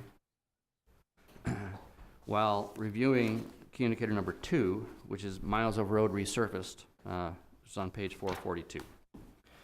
Pavement condition index, this indicator represents really a point in time as to what the ongoing condition of our road system infrastructure is as a whole. The higher the number, the better. Ideally, we should be in the 70s, in the low 70s, and or mid 70s, and optimally in the low 80s. As you drop into the mid 60s, the curve of poor condition becomes steeper, and the wear and tear increases much quicker. As we seek to seal roads, that level of service extends the life of a road that's in good condition and deters the fall of a road in fair condition. To get a 20-year design life out of resurfacing a road, seals need to be done timely, which depends on the road use as to frequency, but generally every 7 to 9 years. In recognition of this, we've upped our chip seal miles from 25 in 2015, 49 miles in 2016, and projecting 61 miles in 2017. And as per indicator number 2, we upped our resurfacing from 11 miles in 2015, 21 miles in 2016, and 23 miles in 2017. However, our PCI has dropped 2 points to a 66 over the last 4 years. while still flat, this is really a measure of how far behind we are in the road system. So we fully intend that the efforts that we're putting through will provide an improvement to the overall PCI over the next maybe 3 to 5 years. We are focusing on those 7 to 9 years to seal previously resurfaced roads. And we target them very specifically in our plan, although we do seal other roads that are along the way that just we know that they're in a condition that they need to be sealed, so we do that instead of mobilizing to go elsewhere. So with these efforts, I think we will see the PCI turn in a positive direction in the very near future. So. Well, I've kind of, because when I talk to Jeff, I tell him, I'm not an accountant, so I have some non-accounting questions. I have a non-engineering question, or I have an engineering question because I'm not an engineer. Where I live, this was a particularly wet winter, and it caused all kinds of trouble with the springs around, not trouble really, but you could really tell because of the runoff and the springs and the flow from the springs and so on. It would seem to me that in some of these roads, that kind of a winter can damage some of these roads more than anticipated. And you can't possibly inspect every road in Marion County every year to see if your priorities have changed. So how does your system account for unanticipated extreme damage to a particular piece of road that has to then be moved up in your priority list in order to keep the damage from degrading until you can get around to it? And I just need the short answer. I don't need an engineer answer. I just need a layman living out in the country answer. Fair. This year was incredibly wet, and throughout the state, and our conferences that we've attended with our fellow public works roadmasters and folks throughout the state, we've had an incredible amount of damage through the moisture and freezing and thawing and freezing and thawing. Yeah. We've had breakups in sections of chip seals that have come apart, as well as 1.5 layers of pavement that have come apart and broken up. Yeah. I think the question, though, was more of how do we account for it in our system? And I would say that we generally don't. We have a pothole hotline. It's been used a lot this year. And that is consistent across the state. We've unfortunately not been able to help out some of our fellow cities that have asked for some assistance with pothole repair. But the other thing about pothole repair was we had to wait until the plants actually opened up. We were doing a lot of them with cold patch, which tends to break back up again. Sure. But we do get out across the system, I believe it's every couple years, at least, to rate the whole roads and come up with our PCI. And we have a crew that will go out and do that. We are a little understaffed at the moment, so I know we're not actually, I'm pretty sure we're not getting to it every year. But we go ahead and take a look at the roads that have been improved. They get back into the system. There's a little bit of a decline from, again, that curve I was talking about that we know is going to happen to some roads, especially if we're going to drop below 50, they're going to dive. And we're losing more roads to those kind of conditions. So we do deal with it, but and the PCI takes that into account, and we we basically, what am I saying, as we go out and we confirm that the conditions that we've basically projected into the system actually are what is there. And things haven't moved around in the order. And yes. So, yeah. Okay. Thank you. Thank you. Other questions for Alan before he moves on? Okay. Thanks. Moving right along. Okay. Again, capital expenditures this year, our vehicles and equipment that we're looking at are $2.4 million. I mentioned that we have some facilities capital improvements. Carpet replacement, roof repair at Building 1 at Silverton Road. And then we are doing some resurfacing of the parking lot at Silverton Road, which is, I think, 2 years worth of capture. And then beyond that, I think we're really ready to go take a look at our capital improvements, if you're up for that, for our CIP.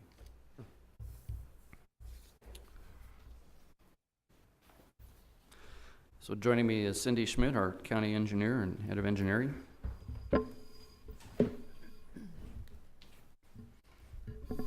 Good morning. Morning, Cindy. We've got a very long lineup of capital projects, so I will hit a couple highlights and just give you some overall information first. If we could maybe flip through the 4 slides real quick and then come back to slide 1, just to show the variety of projects we have on there. This particular list has our engineering and road fund projects, as well as many of the other capital investments that Alan has already mentioned from the other funds. And again, next page, there's 4 total pages with 44 projects on it, I believe. Okay, and if you go back to page 1, I'm just going to be talking about the 130 road fund capital projects that are kind of interspersed in the list here. And to give you an idea, there's roughly about 30 of them on this list of 44 are road fund projects. And the dollar figures that you see for the proposed estimates for this coming fiscal year range from as low as about $20,000 up to about $3 million. And to give you an idea, as you know, many of these roadway projects develop over a period of several years, usually at least 2 years, but sometimes 4 or 5 or more years, depending on how big the project is. So I kind of wanted to mention a couple projects where the total cost of the project, you're just seeing a very small slice of it in this particular budget year. The total, when I look at these same projects on a total cost basis, they range from a low of about 200,000 to our largest is about 6.65 million. So, in this year also, our projects range incredibly from very, very rural applications, some reconstruct and very rural projects, to some highly urban area, urban upgrade type projects. We have a lot of work on our ferries going on. Pavement work of various kinds. We're addressing traffic signal issues, safety issues, and even a couple of bridges. So with that, the first one I wanted to highlight is this Winter Creek Road reconstruction project number 2. $620,000 is the proposed amount for this year. The roadway has actually been designed, and what the project is this is about a 3-mile rural road section down in the southern part of the county that is one of those that doesn't carry a huge amount of traffic. It's on the order of about 400 to 500 cars a day, so relatively speaking, that's a lower volume road for the county. But it's one of those that we haven't been able to keep up with the resurfacing demands on it on the long-term basis like we'd like to.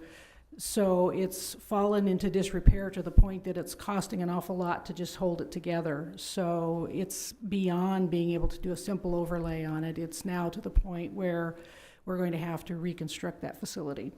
So we've actually had the design being worked on by a consultant this last winter and getting it ready and on the shelf so that we would be able to do the reconstruction. Now the $620,000 is really to finish up the PE and start on the construction. The total project cost is roughly $2 million for all of the preliminary engineering, consulting, and also the construction. So that's it's a process that we don't use very much. We pulverize the road in place, and then we add additives to that material, namely cement being the primary component. Builds a lot stronger base so that we can then reshape that and then pave on top of it. So we should have a much stronger, structurally sound roadway moving into the future. Another one I'd like to highlight is number 4, Jefferson Marion Road Bridge Replacement. We were fortunate enough to obtain federal funds for a couple of bridge replacements over the next few years. This particular one is an older timber bridge on what is fairly regional route for farming and some trucking traffic.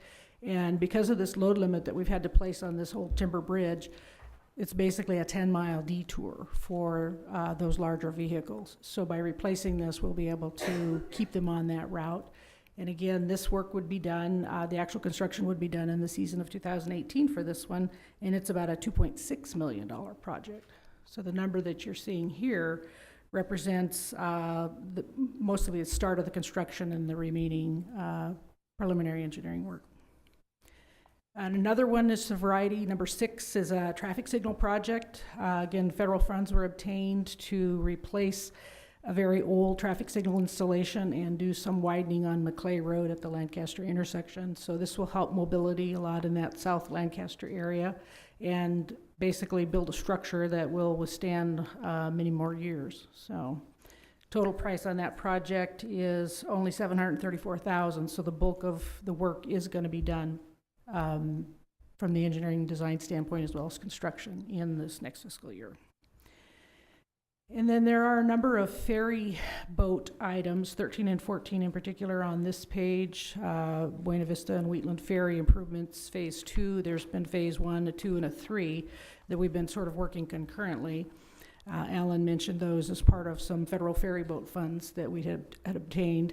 The phase 2 work is actually kind of interesting. We're doing all electronic signing for both ferries that hopefully will have signing even on I-5 and 99 so that people can see more readily when these ferries are open and closed for various conditions, and so that they won't have to drive all the way there to find that out. And the other added advantage is it lets us change those signs from the office and not have to send somebody out to drive and change 30-some signs. So that'll be an interesting process to get those out, and we're pretty close to being able to bid that project. So, any questions on any of those projects or any others you'd like to talk about on the list? Commissioner Carlson. Well, I was just perusing through the longer list of projects in the CIP book, and noticed Cordon Road is kind of like, a number of them are like out farther, left turn refuges. I think I was noticing quite a few of those.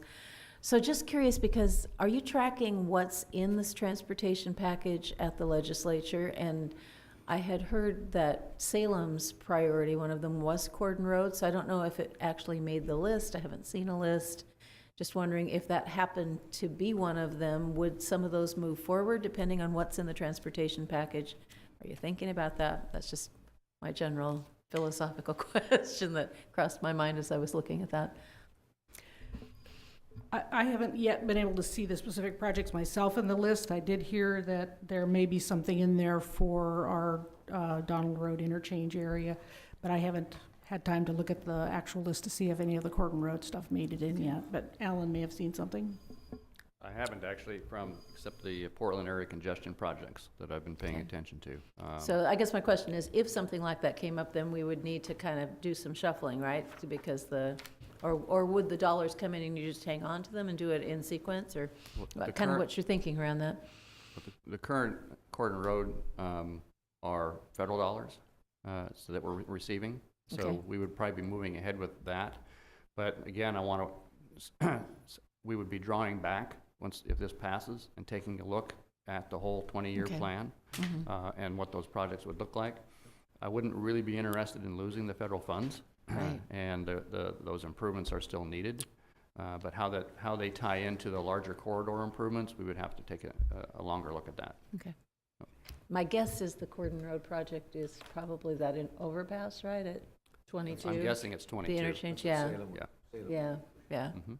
If I could get interrupted, our SCATS meeting, I saw a list and it listed the third bridge as the Salem area project on that state, but the others, the Gordon Road and a few others are on the list, so I didn't get an answer what that really meant, but maybe the priority is third bridge. Oh, yes, but Yeah, you can have more than I one want- priorities. No, mine. Although the first one's really, really expensive, I I've been get that. working on Gordon Road for Yeah. over a decade. The Cordon Road projects that you've seen mentioned on the list here are predominantly some safety projects that would definitely they're needed now with the system as it is, but certainly if there's any additional improvements, they would only be that much more valuable because there would be more traffic on the corridor, so. Thank you. Other questions? Okay. Final comments? Just thank you for having us again this year, and I would like to do it every year. I'll do it with more money next year, I hope, and show you some bigger project priorities. Okay. So, Mr. Brinthon, one more question? Just real minor, I see in the parks, I'm a little bit interested, and I see some additional dollars, but I don't see additional employees. Have you thought about that, or must be, it said just one, and that's getting pretty thin. we have our parks coordinator, Russ, and the 6 temp hires that we have for summer planning. That is very important to us. We do have a staffing plan that will be coming to the board in this next year for increased staff for parks on a regular basis. Okay. They don't have permanent employees. And that, again, that'll be coming to you this next year. It's kind of a 2-year plan for adding some folks to parks. And then just because I'm talking still in parks, I saw 40,000 for Spong's Landing restrooms, and that was delayed or changed last year. Is that all square and gonna happen then in the near Yes, we future? downsized that project. It was a Okay. $200 and some thousand project, but we kind of relooked at what the real needs were and what could we accomplish, and then what would that really mean in a dollar value. And I think the $40,000 is a much more realistic, and it'll provide much better facilities at Spong's Landing. Great. Mr. Cameron? Thank you, Mr. Chair. Alan and Cindy, thank you very much. I just want to compliment you on the parks and the investment, but not only for this next year coming up, but what's already happened, especially up in the little North Fork and all the work that you've been doing up there on the roads and the parks. It's just really nice to go up there and see the changes, and I want to thank you. And then also for the North Marion County stuff that you've been working on and trying to really make a difference up there between the engineering and the safety things that you're doing and the sheriff position that the budget officer put in. I think we'll make some real good progress up here this next year. So thanks for all your work there. Yes, well, thank you very much. And we've had a good report in collaboration with the sheriff's office. The Memorial Day weekend went very well up in North Fork. The deputy up there kind of inferred that it was a far more family atmosphere than what we've been experiencing the last couple of years. So it's, I think the plan we've been putting in place is working. How's if I may, this is probably off the budget, but did we collect the fees over the Memorial weekend? Do we know what it was? I don't know how much it was, but yes, we did collect fees. Okay. It'd be interesting to see how many cars actually paid up there for that weekend. That'd be a good way to count. Well, I do know that if they didn't, the tickets that were going to be out were warnings. So Good. not an outright I citation. like a warning. I wish I got one the last time I got a ticket. I believe we target that number 2 wine country plate. So Yeah, they do. You're going to allow a Thank you, learning Mr. Chair. curve, a little learning curve. I wasn't a senator, or else it would have been number 1. anything else? Yes, Yeah, Commissioner Carlson. Well, I just wanted to also say that I totally agree with you that Brian May has been a really great addition to the Public Works Department. Appreciate the work he's doing there. Just for the Budget Committee's edification, could you take a few minutes to talk about, there's some really big decisions that are coming up in solid waste over the next year or two. We've got a consultant, we're looking at some of those. Could you just highlight that in a little more depth than what you did in your presentation? Sure. We do have a consultant on board to take a look at the overall solid waste program and to give us a hand with moving forward with our new contract that we will have with coming up with Covanta. A member of that team is also, I guess, more versed in the power purchase arena with PGE. And we'll be entering into, and I've written a letter to them asking to make sure that Marion County is involved in those negotiations. We've met a couple times with Covanta. They are very positive about the approach Brian's been taking to overall system management. But we've been diverting a bunch of waste this past year, and it looks like we will be diverting more waste this next year, which is a big deal for Marion County. So we're not looking at having that continue. So the plans of any kind of an expansion of the plant that are also being looked at with either a third boiler or an expanded boiler is part of the study that will be done that this consultant is working with. And to some degree, the monetary commitment it'll take to produce that. So that's definitively in brevity. So that could show up in budget at some point in the next year Absolutely. or two. So, yeah. Yes. Okay. Alan, thank you. Thank you. Thank you. Thank you. So we are scheduled for a break. Timely. And, yeah, So what do you say? You want to take full 15 minutes and come back about 5 or 10 after 11? 5 after 11? Or do you want to come right back at 11? 11's a Make good it- number. Make it 10, come back here at 11. 11:10? Okay. Okay, so we will recess until 11:10. Okay, ladies and gentlemen, it's 10 after 11, and we will reconvene. And next item on the agenda, Jeff, was there anything else you wanted to do about capital improvement? No. So we're all set there? And the next item on our agenda is Budget Committee comments. Oh. Hearing none. Then we will, let's just move right in then. I see Mr. Moniker, you're right there. Let's move right forward to our number 6 agenda item, proposed budget recap. Mr. Moniker. Well, good morning. I'm Rich Meinecker from the Finance Department. And I'm going to give you a little recap of what you've seen and heard today about the budget. You have heard the budget officer's John Latimer's proposed budget. He provided an overview of the proposed budget. We discussed preparing for the future, the total county and general fund budgets, external budget drivers, program highlights, decision package, and capital improvement projects. Mr. Jeff White highlighted some of the significant budget process and document issues, such as public notices, public opportunities for input, instructions to departments for making presentations to the committee, budget parameters, and budget binder organization of contents. He reviewed non-departmental and other funds budgets. Major programs, non-departmental, are debt service loans, criminal justice assessment, rainy day reserve, self-insurance, and general fund non-departmental. Mr. Latimer and several department heads discussed capital improvement projects budgeted for fiscal year 17-18.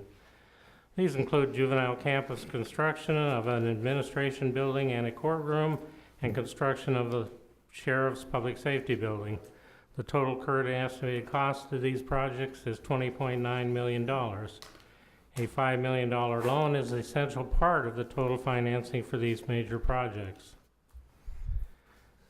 You heard budget presentations from 15 departments. In addition to budget data, key indicators were discussed. The budget has been presented primarily by program. You have been presented 95 programs, 75 departmental, 12 non-departmental, and 8 capital. The total county proposed budget is $412.4 million, with 1,469.9 full-time equivalent positions budgeted. This is a net increase of 27.3 FTE. The general fund proposed budget is $93.7 million. The budget officer discussed property tax revenue as the primary budget driver. Property taxes make up 76% of general fund resources. Public safety programs are allocated 78% of general fund resources. All departments discuss budget amounts, personnel position, and program activities. Several departments also discussed decision packages. The budget officer approved 25 decision packages at a total cost of slightly less than $1.8 million. In addition, he added 2 positions not requested by departments, and Jeff White stated that 1 position was inadvertently added to the information technology budget and has recommended that the budget office approve its removal. I remind you that the Board of Commissioners will adopt the budget by fund as required by Oregon budget law on June 21st. Fund detail information has been provided at each department section and in the details section. You have previously examined a schedule that shows the countywide budget by fund and by department, non-departmental, and capital. That's that page 27 pull-out schedule. There are 35 funds budgeted for fiscal year 2017-18. This concludes my recap. Are there any questions? Questions for Mr. Miniker? We don't get the placemat version this year? We vary it from year to year. We laminated it one year, but Yeah, I remember that, yeah. it was a good coffee What and is it drink about? mat, Okay, but yeah. but the budget changes so fast it became obsolete before you left the last day. I'm sorry, Rich, they tell me that it is in the budget. Yeah, that's at page 27, but it's not in the format of separate and. Well, I will trust you so we can move along. There are no comments for Mr. Miniker. Mr. Budget Officer? Oh. Yes, sir, in 1 minute, Mr. Chair, please, wait, Rich, you mentioned $5 million loan? Yes. I thought it was 9. No. 5. I thought It was 9 The the last previous one was year. 9 was last year. Yes. Okay, thank you. Yeah. I'm slow keeping up. That's all right. We'll help you. I know, you do. Thank you. Okay, thanks, Rich. Mr. Chair, if I might, Yes, please. we had several discussions about items with the Budget Committee, and I'd like to recap those, so, because you're going to need to make some motions for those. First of all, we're going to add $3,400 to the fair budget. That's the money that was budgeted in Public Works for the waste pickup at the fair. Zero waste. And so it wasn't included in the community services budget, so we're adding that. Okay. If you are of a mind to Okay. do that. We're also recommending that you reduce the IT budget, 1 FTE, by $101,494. That would take another motion. With regard to the compensation board recommendation, one of the things that has bothered me for years, at least 3, is that the compensation board has not brought elected officials who are employees of the county to the mean comparable with other counties, of our comparable counties. So I would like to recommend that the Budget Committee approve the compensation board and then approve a budget officer recommend adjustment to those salaries for elected officials. And you should have that schedule attached, I hope. It is right behind. in the materials that that- packet, right behind the potential motion. Okay. This is my recommendation to the Budget Committee, and you will have a motion there before you. And then finally, of course, we will have to have a motion for the tax rate, which hasn't changed this year. It's been the same for many, many years. And then, of course, the total budget. So, if you have any questions, I'd be glad to try and answer them. Committee members, you've got that packet of information. Do you want to do these as they're outlined here? We'll do, Mr. Brentano. Excuse me, but I should have done this under comments, but I would like, before we vote, a chance to make a couple comments. Just Yeah, if you- by all means, please go ahead. I don't want, you want me to do it now? Why don't we just do a motion as they As present? the motions come up, then Right. Yeah, comment on discussion. motions as they come up. No, but mine's comments, they belong in the previous section. So they're just general comments? General comments, Yeah. Yeah. just at a later time. Go Chair ahead. recognizes Mr. Brentano for as much time as necessary for general comments. And it isn't very long, but I just kind of need to say some things for the record. Something happens here at the county that troubles me. We have discussions on things, but never have decision points, and I don't know how to make the policy. But but then it shows up on the budget and then we approve it all in once. And I'll make these comments, I'm gonna approve it, that isn't my point, but there's two that kind of come to mind that I would have made. I'd like to kind of on the record that I have concern with. One is the homeless coordinator with COG. I've had some understanding that other cities or entities are going to be involved in that, and if they're not, then it certainly changes my enthusiasm for it. So I kind of just want to say that out loud. And the second, transition housing. Again, I'm for it, it's a good cause, but I've never gotten firm numbers on how many people it's gonna take care of. And anytime I've tried to ask what the operating budget and management, it's real vague. It'll be in community corrections and good for the future, but I don't know that. The last thing I want to happen is something like Portland in their jail and it sits there forever and didn't have a operation and management, but I can't get answers. So but I just wanted to make some comment on that, on both those two in particular, and the idea that if a project's gonna be major or ongoing, there ought to be a decision point we make sometime and then send it to the budget. Instead, we have some discussions, everybody seems to be in agreement, but that leaves a lot of vagueness about what things look like. So those are my concerns, but otherwise I'm pretty happy. Okay, thank you. Miss- Questions, related Well, comments? Mr. Chair, could I just Sure. and appreciate Commissioner's comments. I just wanted to note that we did spend a pretty adequate amount of time in the Community Corrections Board talking about that project real recently. And I think we showed the schematics. We have handouts for that. And it's either 24 or 26. I mean, we actually even looked at how many bedrooms there would be, and you and I argued about whether it was on one side of the room or not. So I think you I did. never got in answers was my point. Well, I think you did get the answer then, that it was, they're still trying to figure out, because once they get the money, they'll send it back to Modern Building Systems and have them figure out whether or not, as an architect, you and I are skilled or we're not skilled in that. But we know there's 24 minimum, and we know there's the potential for as many as 2 to 3 more bedrooms on, if the diagram looks like it did. I think they were, we had asked them for additional information. They've been really busy at Modern Building Systems, and they didn't get back to Jeff when he asked them for information. But we're basing it off of the original diagram, but I think that's pretty close.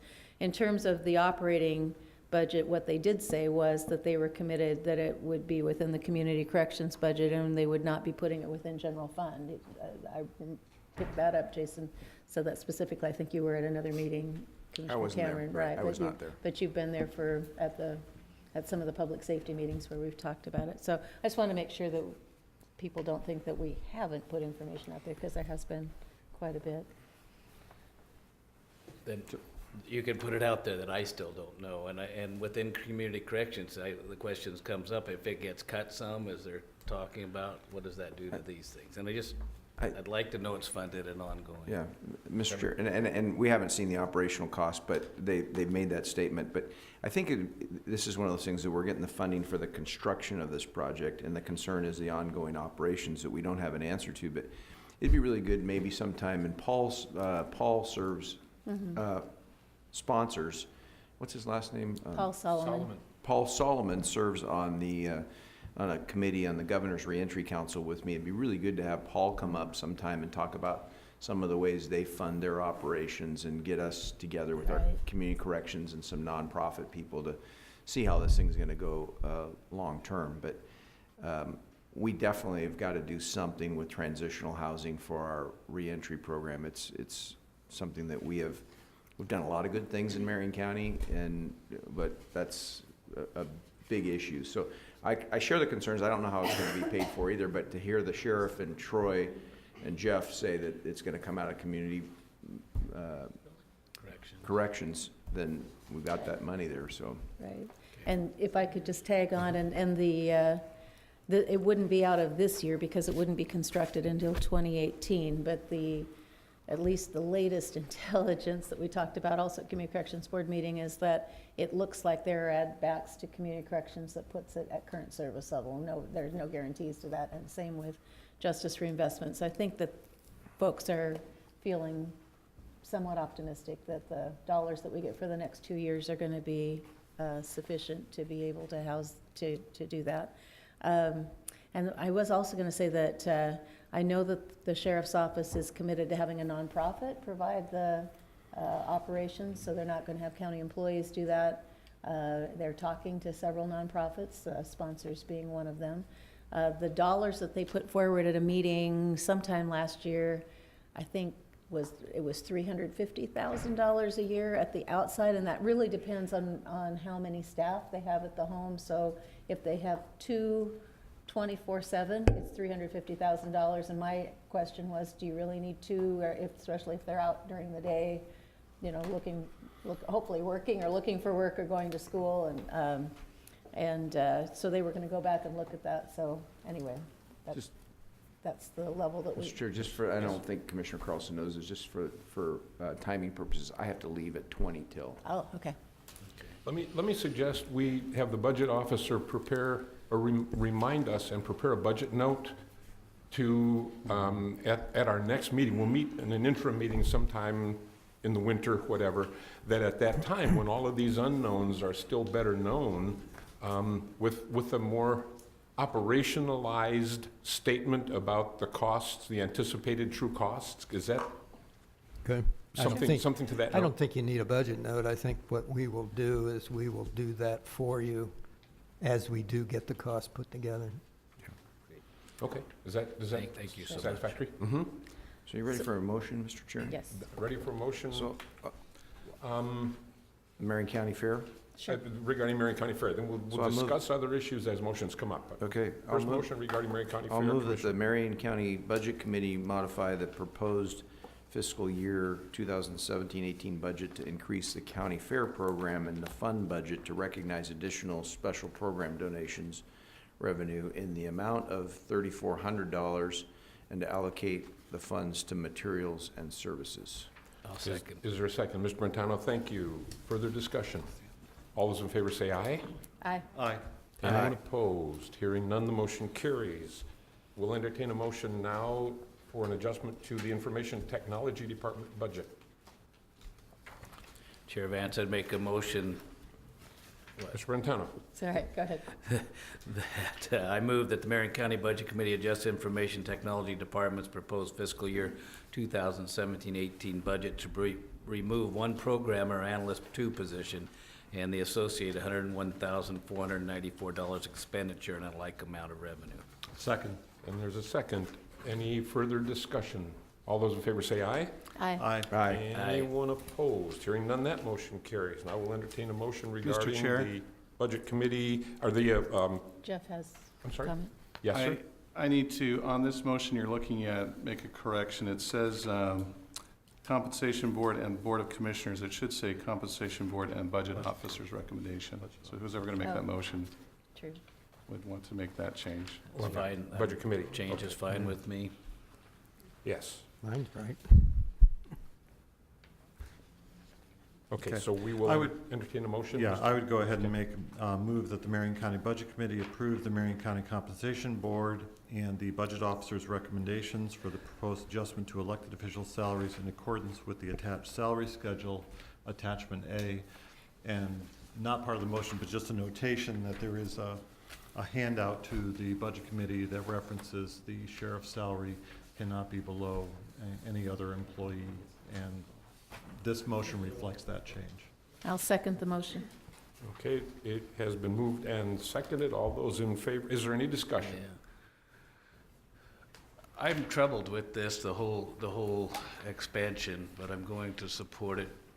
I don't know when else we get to discuss it. I've long said that I want commissioners to be, or all elected officials to be paid enough to attract good candidates. But on a personal basis, it troubles me, and I'll be trying to make some adjustments to modify my personal situation. That's all I'll tell you.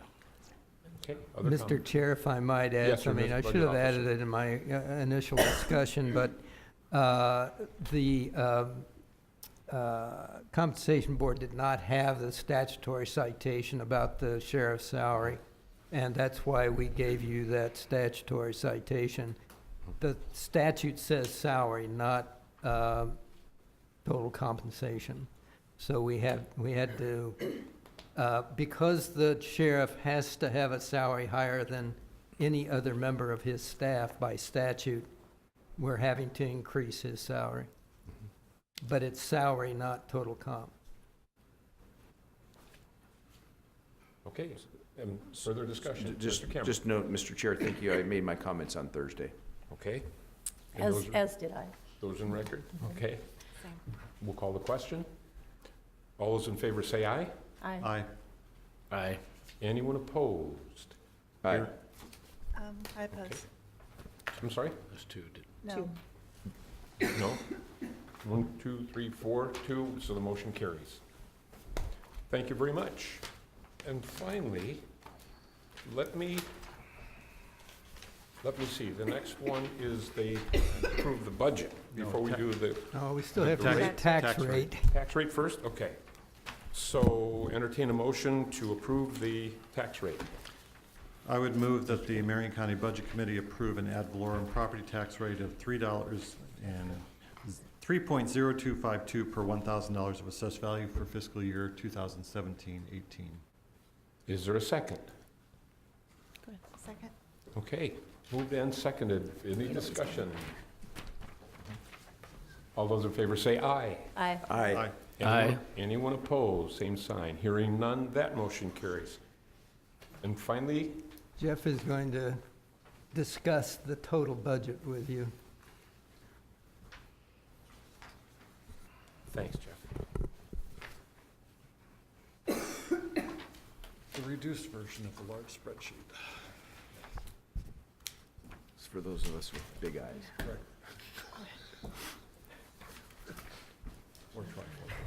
Chair, members Yes. of the Budget Committee, Thanks, Jeff. I am Jeff White, Chief Financial Officer, Marion County. What you have before you is a consolidated spreadsheet that just identifies the changes made by the motions you just passed and how they would affect each fund, both within the general fund and other funds. These items we funded out of contingency, so in the first column you'll see a $65,271 adjustment. And then across the top line, you see each of those salary adjustments that were in that schedule by departmental budget. In that first section that goes up through general fund changes. And then on the right side, you see the other two adjustments you talked about, the reduction of the $101,000 for the IT budget, the addition of the $3,400 for the fair fund. So along the bottom line, you then get to the budget that is in your budget book of $412,447, to the right side of $412,381 as your new total budget to adopt. It's million, not thousand. Sorry. Yeah. A few zeros were missing in my millions, sorry. $412 million. Okay, thanks, Jeff. Questions for Jeff while he's at the mic? Okay, now we would entertain a motion to approve the fiscal year 2017-18 budget as discussed and amended. Mr. Chair, I move that the Marion County Budget Committee approve the fiscal year 2017-2018 budget in the amount of $412,381,377 by fund and by category as presented by the budget officer in summary schedules and as amended by the Budget Committee by resolution, and that we forward the fiscal year 2017-18 approved budget to the Marion County Board of Commissioners for final adoption. Motion, is there a second? I'll second. Thank you, Denise.